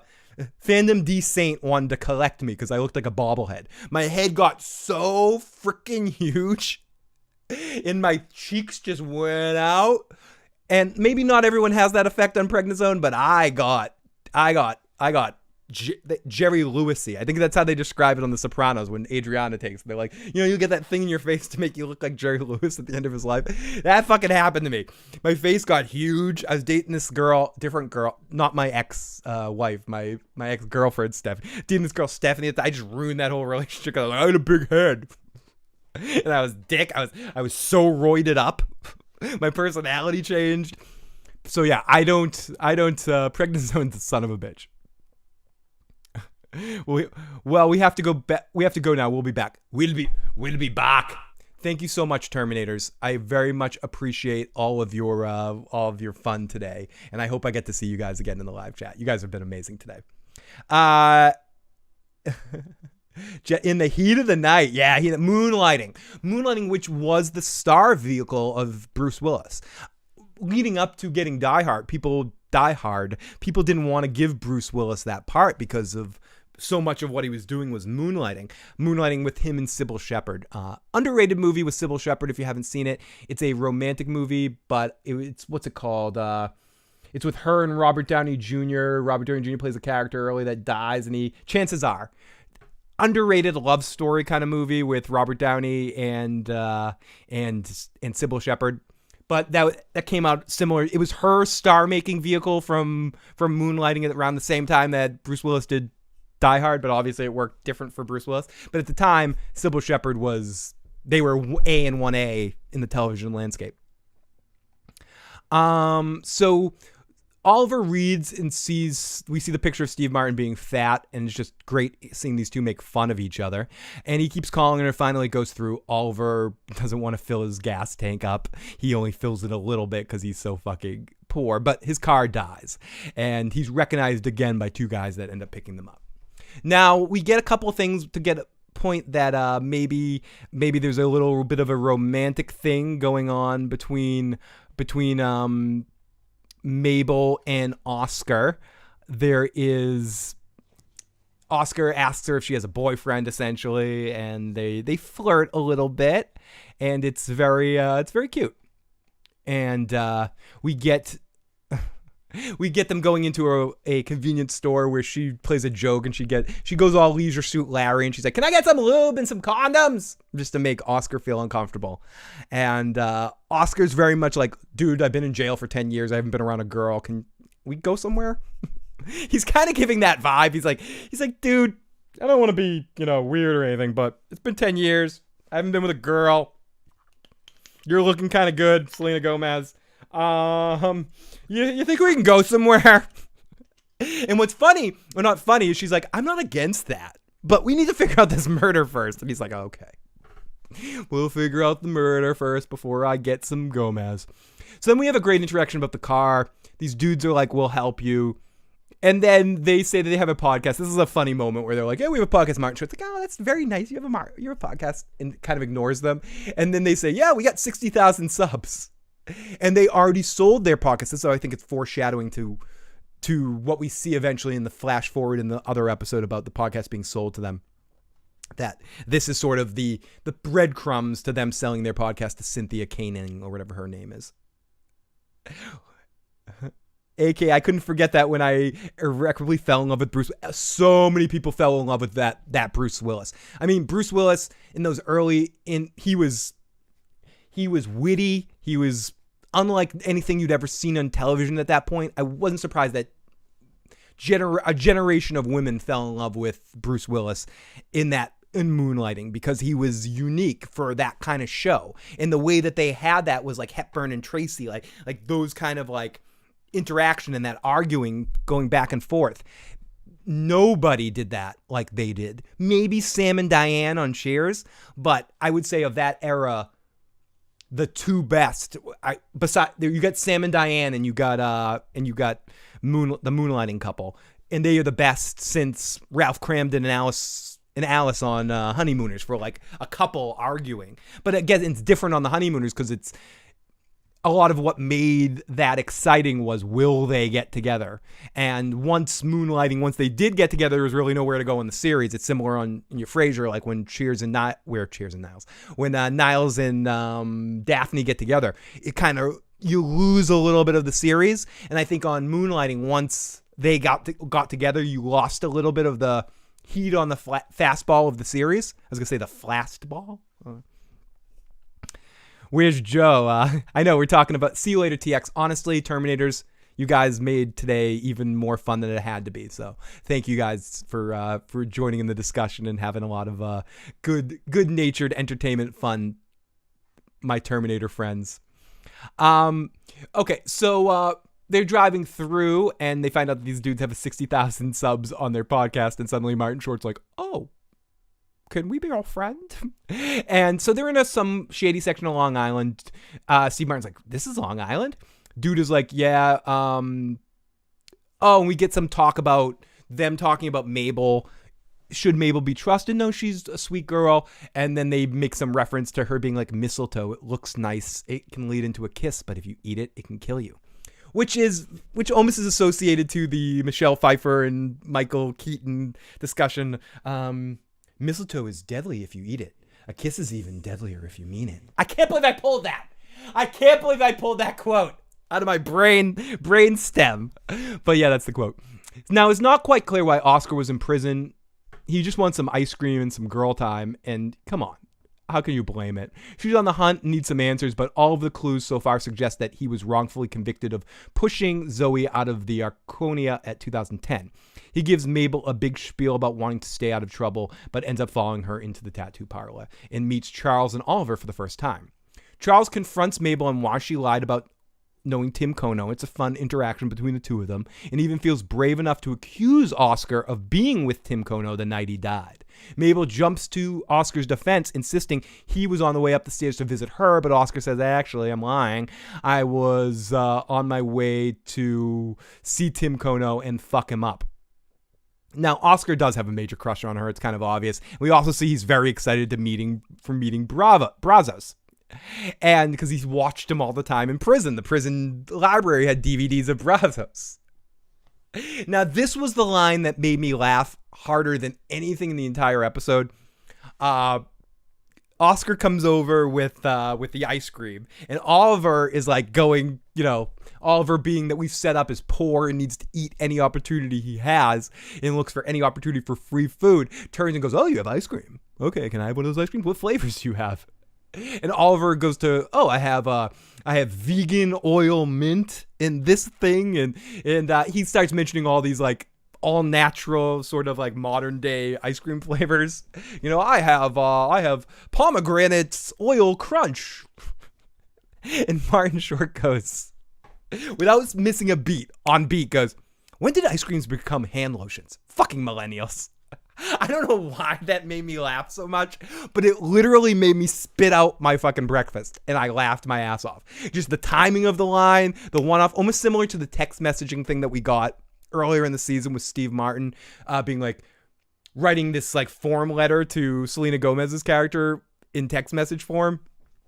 Just really great stuff. And just really great sort of referential humor that I can't get enough of those kind of things. He confesses that Oscar confesses that he was going up to Tim's apartment that night to maybe fuck him up a little bit, but not to kill him. He insists that when he got to Tim's door, he heard a gunshot and he ran off in fear. Now, as the episode comes to an end, Mabel's cousin Tavo, who we get a funny interaction between, Steve Martin's character. I feel like I have to burp, but I can't. When he overhears Tim died, he goes, Tim died? Whoa, well, I got to tell you about that. And reveals that Tim was once going to be murdered as he was trying to take down a black market jewelry dealer named Angel. He calls this dude as Martin Short gets brain freeze. Oh yeah, we get the brain freeze thing when Martin Short eats the ice cream too much. And then Oscar's like, fits right into the chemistry. He's like, take your finger and push it in your mouth like that. I don't know if that works. Now, Charles and Oliver initially found it hard to believe that lonely investment banker would be interested in dealing with jewelry on the black market until Mabel reveals a bag full of jewelry as she uncovered from Tim's apartment. As this case is starting to come together, as she empties them onto the table, the episode comes to a close. Our crime-solving trio just one step closer to solving this murder, and Tie-Dye Guy is joining the team, and that's the end of our episode of Only Murders in the Building. Now, who are our new suspects? This guy Angel, new suspect thrown into the ring, possibly has some sort of association with our stuff. I don't think so. I don't think it's Angel. Again, I think this is just going to be another thing to lead to another thing. I think Angel's a fence for someone bigger that might have caused this problem that is going to be someone that lives in the building. There's someone that lives in the building that has some sort of mafia or criminal underworld ties that are associated. I do think the jewelry is a big factor of the death. I think the ring that she got in the mail was not an engagement ring. It was a ring to associate to some of this stolen jewelry situation.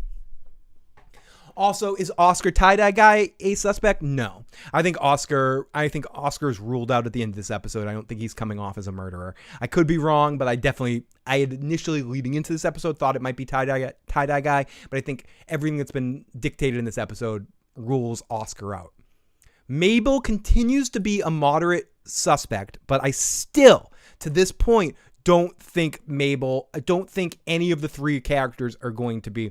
And the reasoning why I don't think any of the three characters are going to be our killer is stupid. My reasoning is stupid. There's going to be a season 2 somehow of this show. And I don't think one of our killers is going to be one of our main characters. Maybe there isn't. Maybe they're planning this all to be a one and done kind of thing, like Mayor of Easttown. And I know a lot of us are hoping that Mayor of Easttown gets a second season. And I know there's been a lot of people that have opened for it. But some shows, Queen's Gambit, for instance, or something, are just singular seasons. Maybe this is just a singular season and everything is out. But it's hard for me to imagine that. I think it's almost too obvious for it to be Selena Gomez's character. I said that a lot earlier, that I think seeing how comfortable she is with murder and violence and stuff is only a way of physically distracting us, mentally distracting us from who it possibly could be. I think if it's any one of the three of our main characters, it's Steve Martin. If any of the three, and I'll say it again, if any of the three are the murderer, it's Brazos. The other two are innocent. Brazos still comes off to me slightly shady. And whether that's because of his Steve Martin playing a character that hasn't been around a lot of people, or it's something more deep and potentially dangerous, is all left to be deciphered. But for now, I think it's something. I've said it earlier. I'll say it at every episode. Oh, hey everybody, it's Goofy. No, Goofy. I think it is somebody that we don't. I think it's something that we haven't quite figured out yet, but the clues for who or what it could be have been littered over each one of these episodes. To the point that in the final episode, when we hear it, we're going to get an aha kind of moment. That's what I think. Here we go. We got a voicemail. We got our first voicemail of the day from our good buddy Jay. Let's see what Jay has to say. Let's see where I got something wrong. Hey, Phil, how do you know there won't be a season 2, but, they'll actually wrap up this murder, and then, season 2 will be, another murder or some other type of mystery or whatever? Later. Excellent point, as always, by our good buddy Jay. I do agree with you on that one. I think there is a very big possibility that we may end this season with the three of them solving this case, selling their podcast to the serial podcast of this universe, and then setting themselves up in the next season that we solved one mystery, we need to solve another mystery. That there'll be another murder in the building. But in a different building. I think it would be a little too much if we got a second season with another murder in the Arcadia again. I think maybe we could do something where they turn into the Mike Tyson's mystery team and someone hires them to solve a mystery. Like they're the Scooby crew. Oh no, I'm out of focus. Sorry, everybody.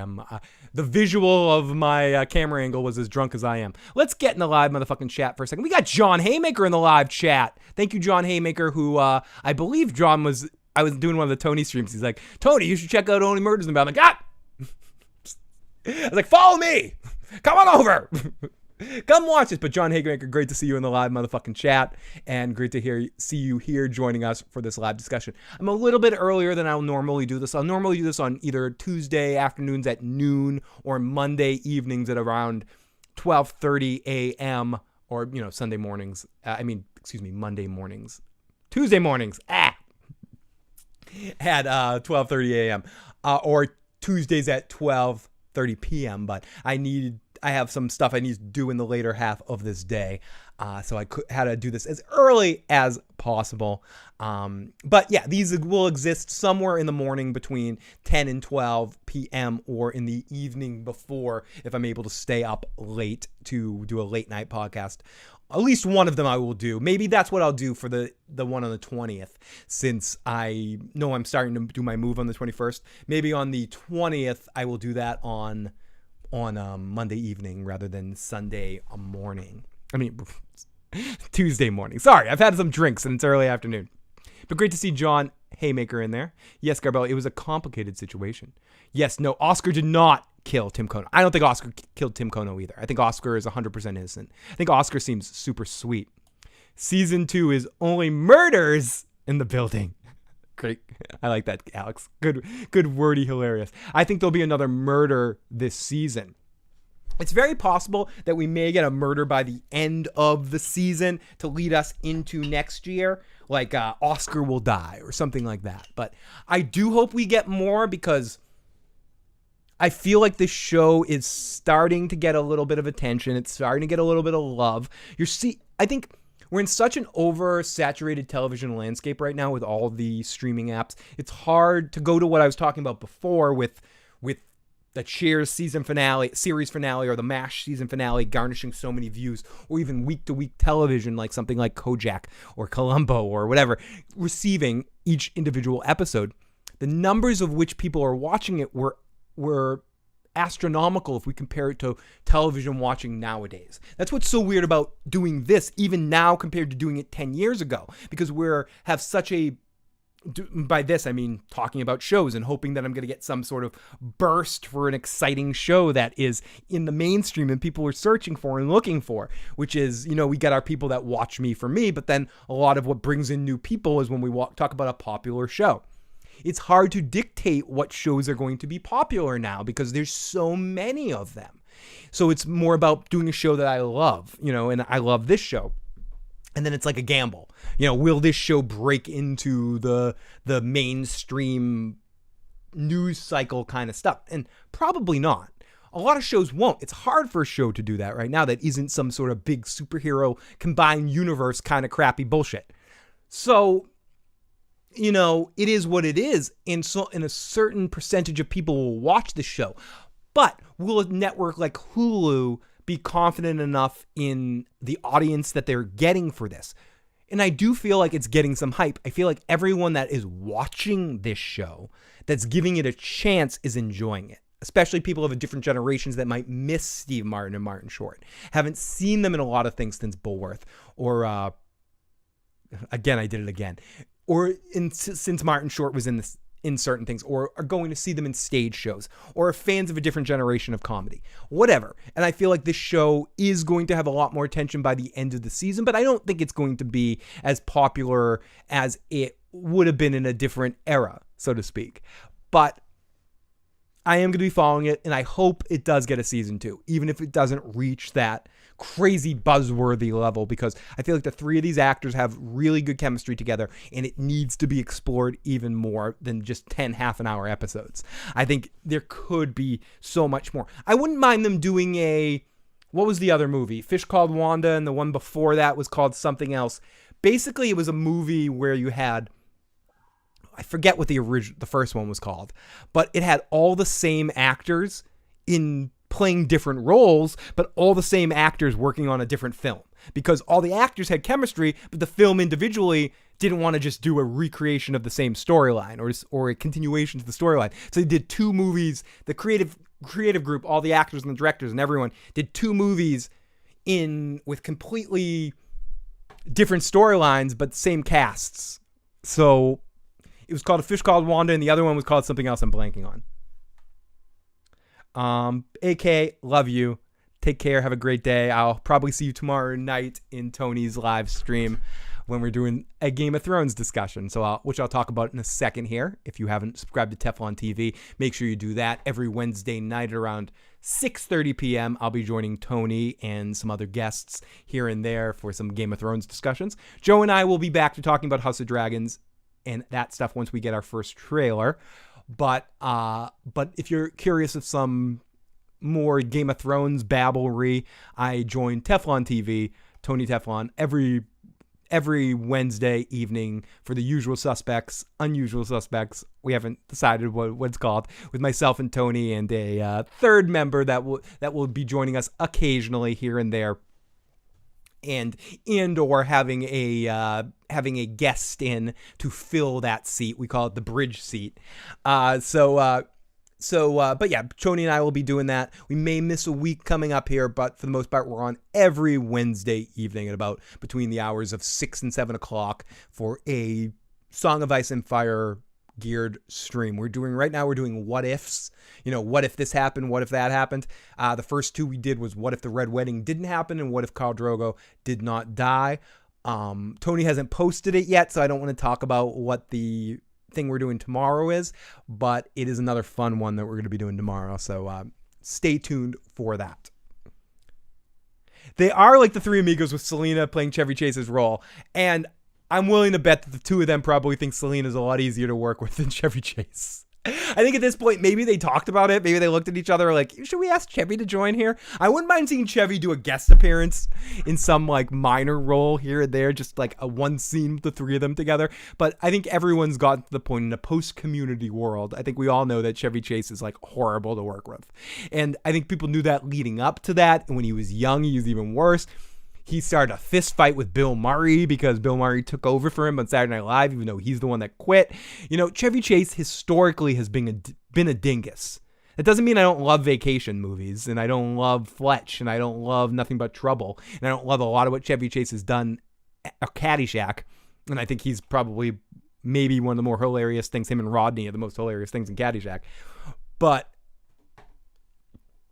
Chevy Chase is a dick cheese. I think the proof has been dictated by I mean, just look into the Community stuff.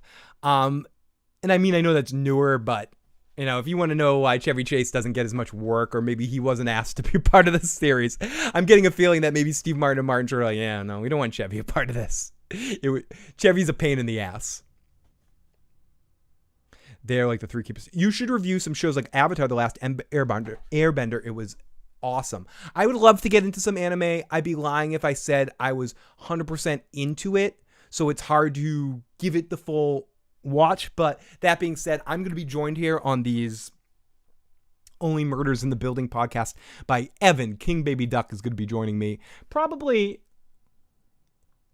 episode 8, 9, and 10. It's going to depend on the timing and the schedule-wise, but I'm definitely going to have a guest host join me on these. My good buddy, Evan, we've been waiting for it. Evan's been trying to get me to review anime type stuff for a long time. That being one of the series, and it's definitely on the list. Chevy kept trying to fight Joe McHale when he was on Community. Yes, he was. And he said, and dealing with a lot of like inappropriate stuff and dealing with his cast members and being kind of a dick in general. They wrote his character in some ways on Community to show you what Chevy Chase was really like. There was a lot of Balsaro, is that the guy's name that created Community? There was a lot of real one-for-one Chevy-ness coming through that character after the first couple of seasons, especially that third season when he's like a total dick.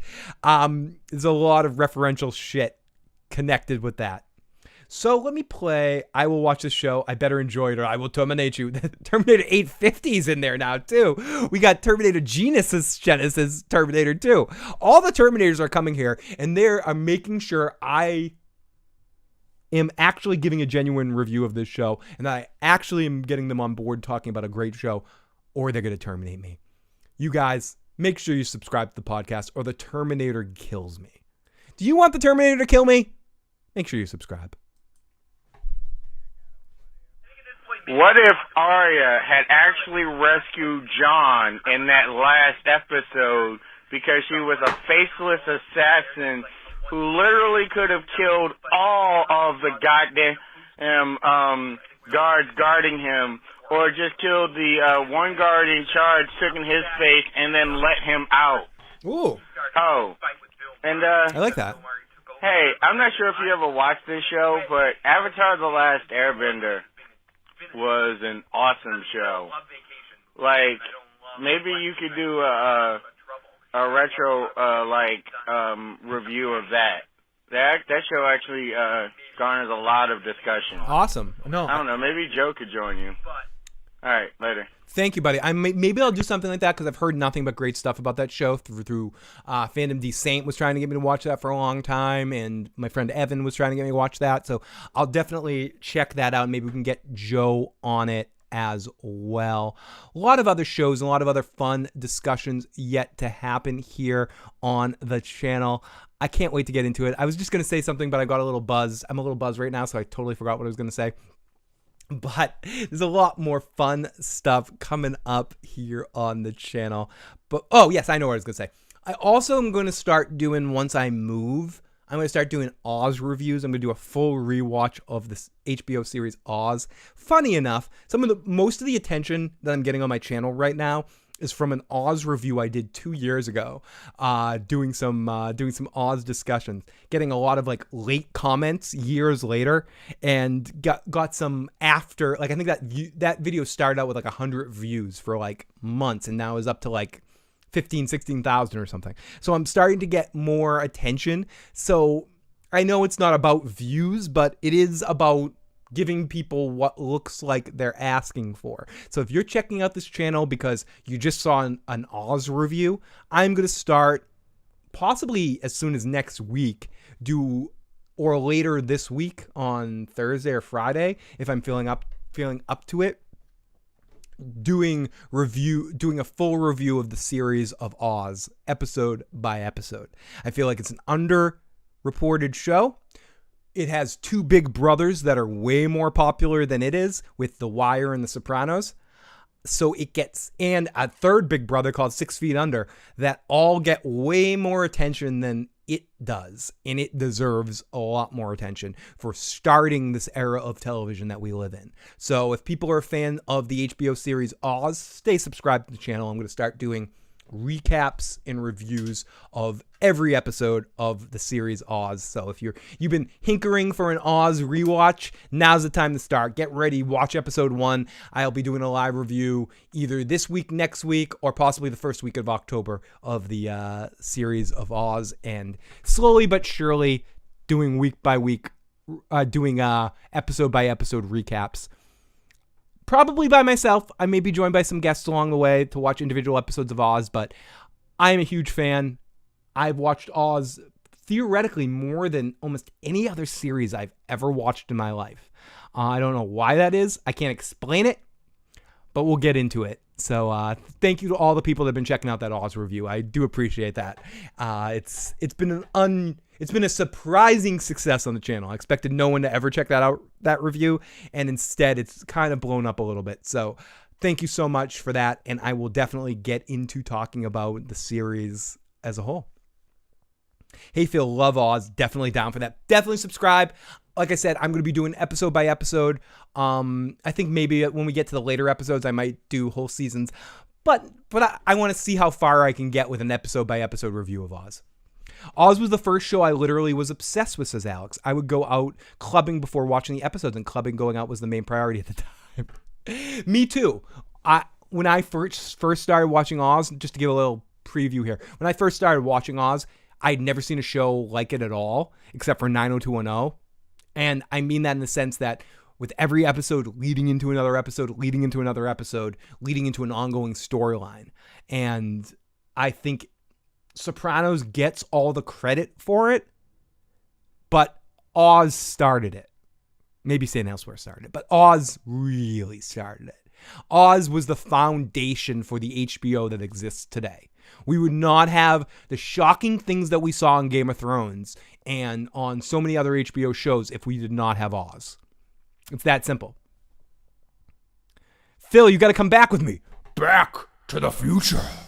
What's funny about that Back to the Future is The Walking David and I have done a Back to the Future 1 review, and we meant to do a Back to the Future 2 and 3 one, and we've been waiting years to do it, so we finally fucking got to do it. Listen, Morty. No, Rick. Is it Rick? Morty? Listen, buddy. Listen, buddy. Great Scott. Boardwalk Empire is another underrated show that I'm actually in the middle of a rewatch of it right now. I especially love those first 2 seasons. I don't love season 3 when we get into that other character that it gets introduced. That's sort of like an over-the-top comedic villain. But I do like the last 2 seasons too. I think there's one season of Boardwalk I don't hear because of that like crazy villain that we get that's like a little bit too over the top, and we get so little Nookie in that season too. But I think Boardwalk Empire is also an underrated show on HBO. I think it's another one that gets forgotten about, and maybe one we'll look into deeper at a different day and age. But I think Oz needs the love. Oz needs the love.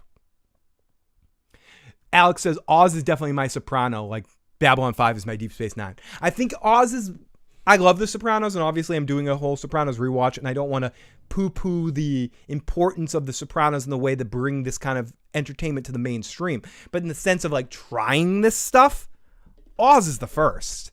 And Oz, in some ways, those first early seasons are the best HBO was doing. It was like dictating a whole stage show in front of me.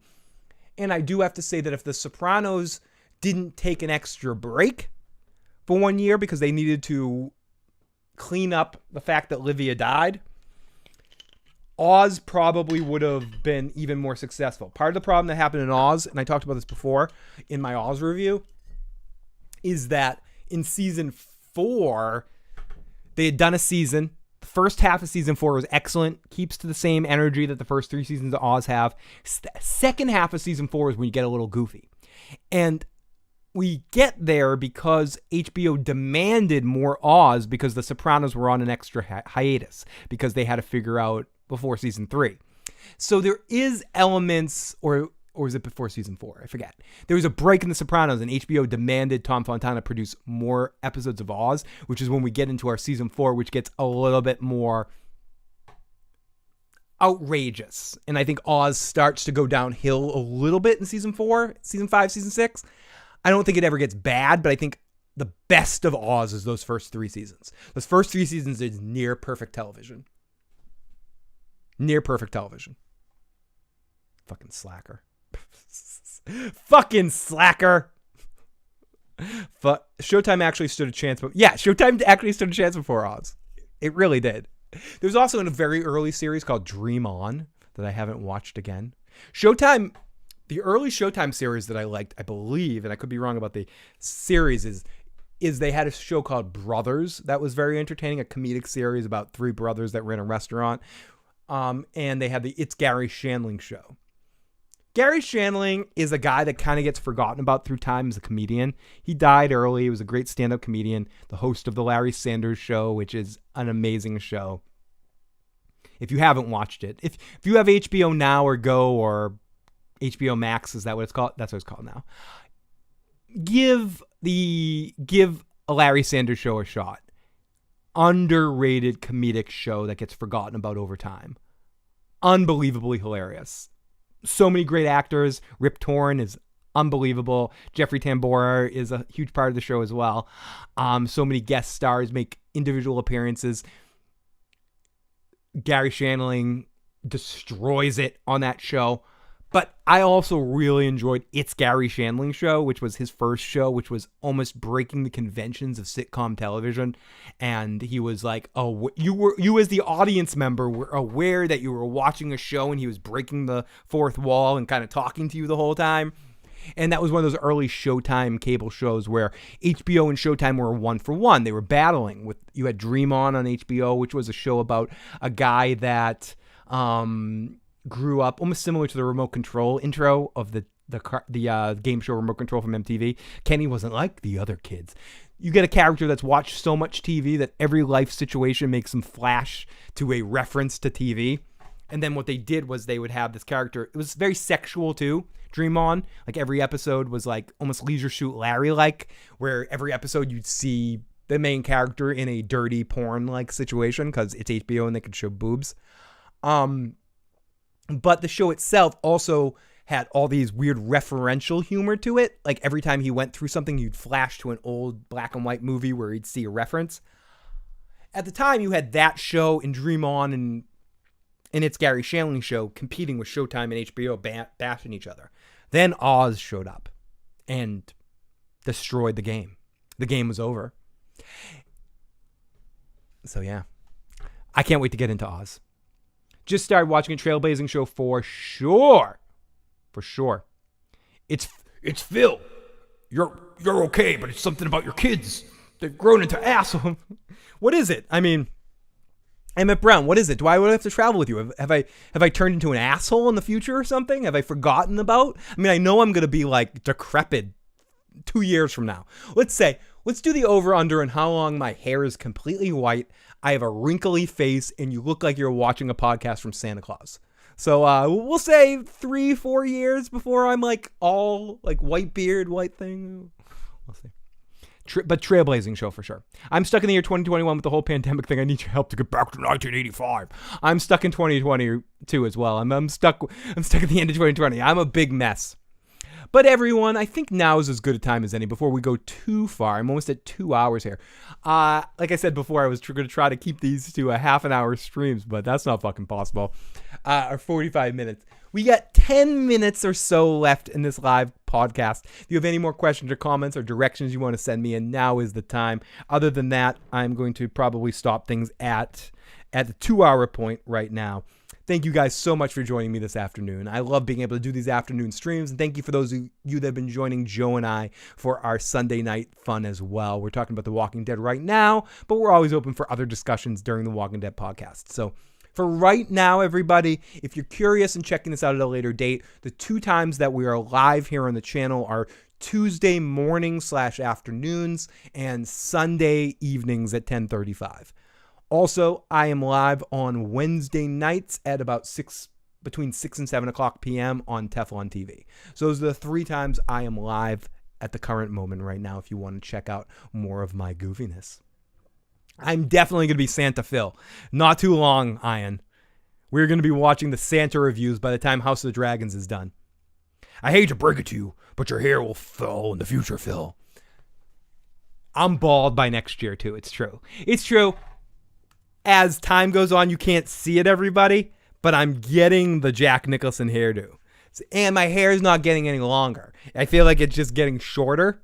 So I do think by one of 2 things are going to happen. Either all my hair will be gray, and I'll have a very short gray head of hair, or it's all going to be gone. You're going to be watching the Bald Santa Claus podcasts within 2 or 3 years here, or within a year. It could even be sooner.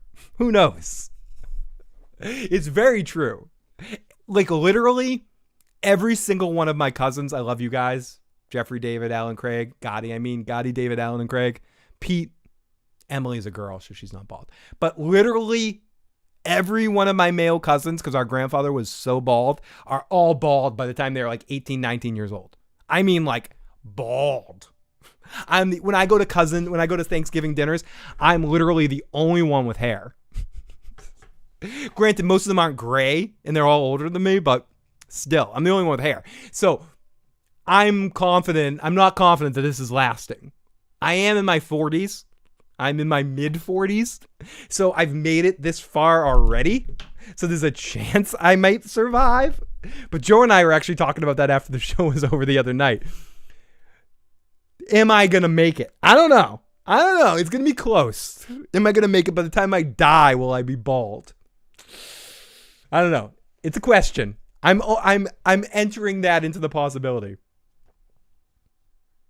You better signal the shampoo commercial right now.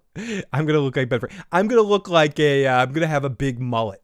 I'm gonna look like Gallagher by the end of it all. I think I'm gonna have the hair up here, and I'm gonna just look like Gallagher by the end of it all. You'd look horrifying as a bald guy.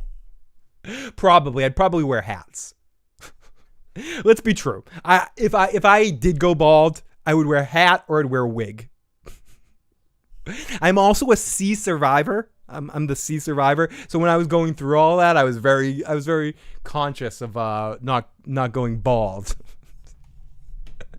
But yes, it's very possible, Dr. Emmett Brown, that either my hair is going to look like yours in 2 years or I'm going to be bald. One or the other. But I'm going to go as long as I can. I don't care if this hair is like back here in 2 years. I'm going to keep the mullet going for as long as I can. They do still sell toupees, or I can get some hair like removed from my ass and put on my head or something. I mean, I think I'll probably go that route if I have to. I guess I'm just saying, don't be surprised in the next 2 years if this stuff just starts falling out. I might have hit the wall. They do still sell toupees. I'm going to take one last shot to you guys. You guys are fucking amazing. We have to go back to prevent this hair loss from happening. You probably have to go back to the most recent play I did in 2020 when I was like ridiculously horrible to my hair, and like I had to tie it back in weird sort of quick ponytails while it was coming out to sword fight and shit. I think I destroyed it. I think I like ripped out so much of it while I was going through that time period that it just never quite was the same after that. I have to embrace the bald. It's fine. I'll embrace it. I don't mind. But I'll embrace it with a fucking wig. You bet your ass if I go bald, I'm going to fucking buy a really expensive long hair wig so you guys don't even fucking know the difference. More than likely I'll be gray more than bald, but it might happen. Now, Alex says, what if Tim Cono actually killed himself? He and Zoe were both privileged ones in the quartet, and they started stealing jewelry. Maybe Tim Cono was indirectly responsible for his own death. Part of me have thought that too a couple times along the way, to think, what if this is all much ado about nothing and Tim actually did kill himself? And they're going to find out at the end of all of this, it's exactly what the police detective said to them. You fucking true podcast idiots. Tim killed himself. Hey, Phil, did you ever watch Arliss on HBO? It was like a comedy about like a sports agent or whatever. And like he just represented like different like real athletes, but like in a fictional storyline. All right, later. As always, I thought that was a pretty good show. It was absolutely. I love Arliss. That actor was in the first Batman movie too. He's sort of one of those comedians that gets forgotten about over time. I'm blanking on his name, but I always called him Arliss because of that. But yes, I did watch that show. That's another good show on HBO. HBO for a while just created so many good shows, whether they're intense, deep, dark broadcast shows or they're funny, lighthearted comedies like the Flight of the Conchords or Curb Your Enthusiasm, which is coming up with a new season right now too. But I thought Arliss was a very good show, or Entourage. Whoa! I just totally spilled my last shot of vodka all over my couch and all over the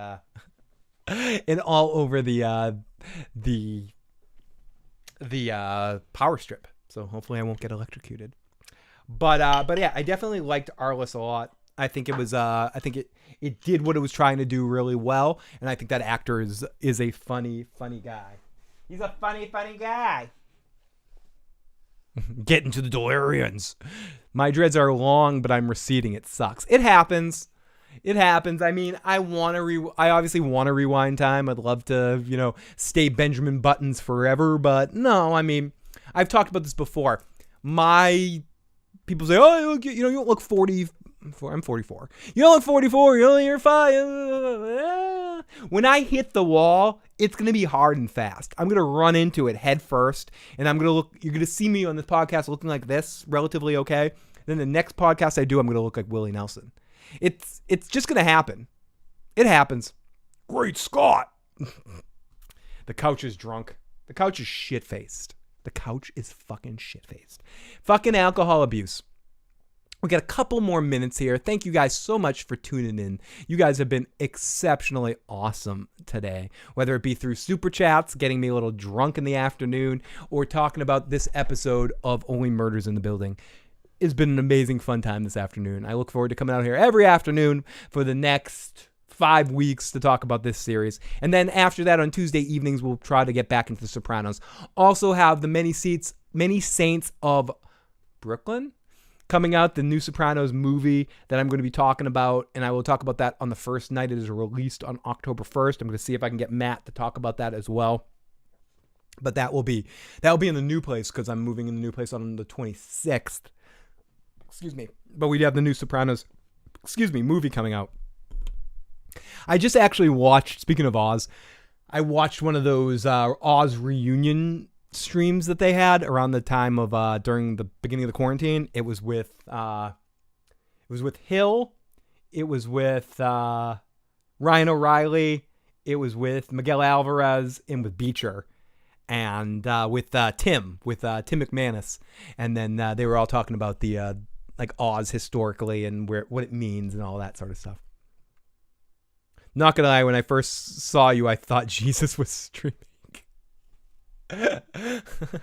Chubby Christ. Hey everybody, this is Chubby Christ here for you to watch me turn some water into wine right now. Was that the show about the sports agent? Yes, it was the show about the sports agents. Very good show. Very good fun. I could go on, everybody, but now's the time. Everybody, thank you so much for joining me this afternoon. You guys have been amazing. One more for you. Super chat donations. Thank you so much this afternoon. Thank you guys for being amazing in the live chat. You guys make this worth the fun coming out here and babble to you, whether there's 2 of you or 10 of you or 1,000 of you. I cannot say how much I love getting to talk to you and babbling to you about all the goofy stuff inside my head. In fact, I feel bad for people that have to hang out with me when I can't do this, because I can't really talk. They just have to deal with, like, me babbling and babbling and babbling. Now, I thank you so much to you super chatters for getting me fucking drunk at noon on a fucking Tuesday. What am I going to do for the rest of the day? I guess I have to go sit and watch The Expanse. Too bad. Also doing a rewatch of Sons of Anarchy right now, and in the middle of season 4, one of my favorite seasons. Thank you so much. If you haven't already and you like this video, hit the subscribe button, hit the like button, share the channel with a friend. I will be back tomorrow evening with Mr. Teflon on Teflon TV to talk about some Game of Thrones topics, so what if? Very fun what if tomorrow night. Make sure you join us.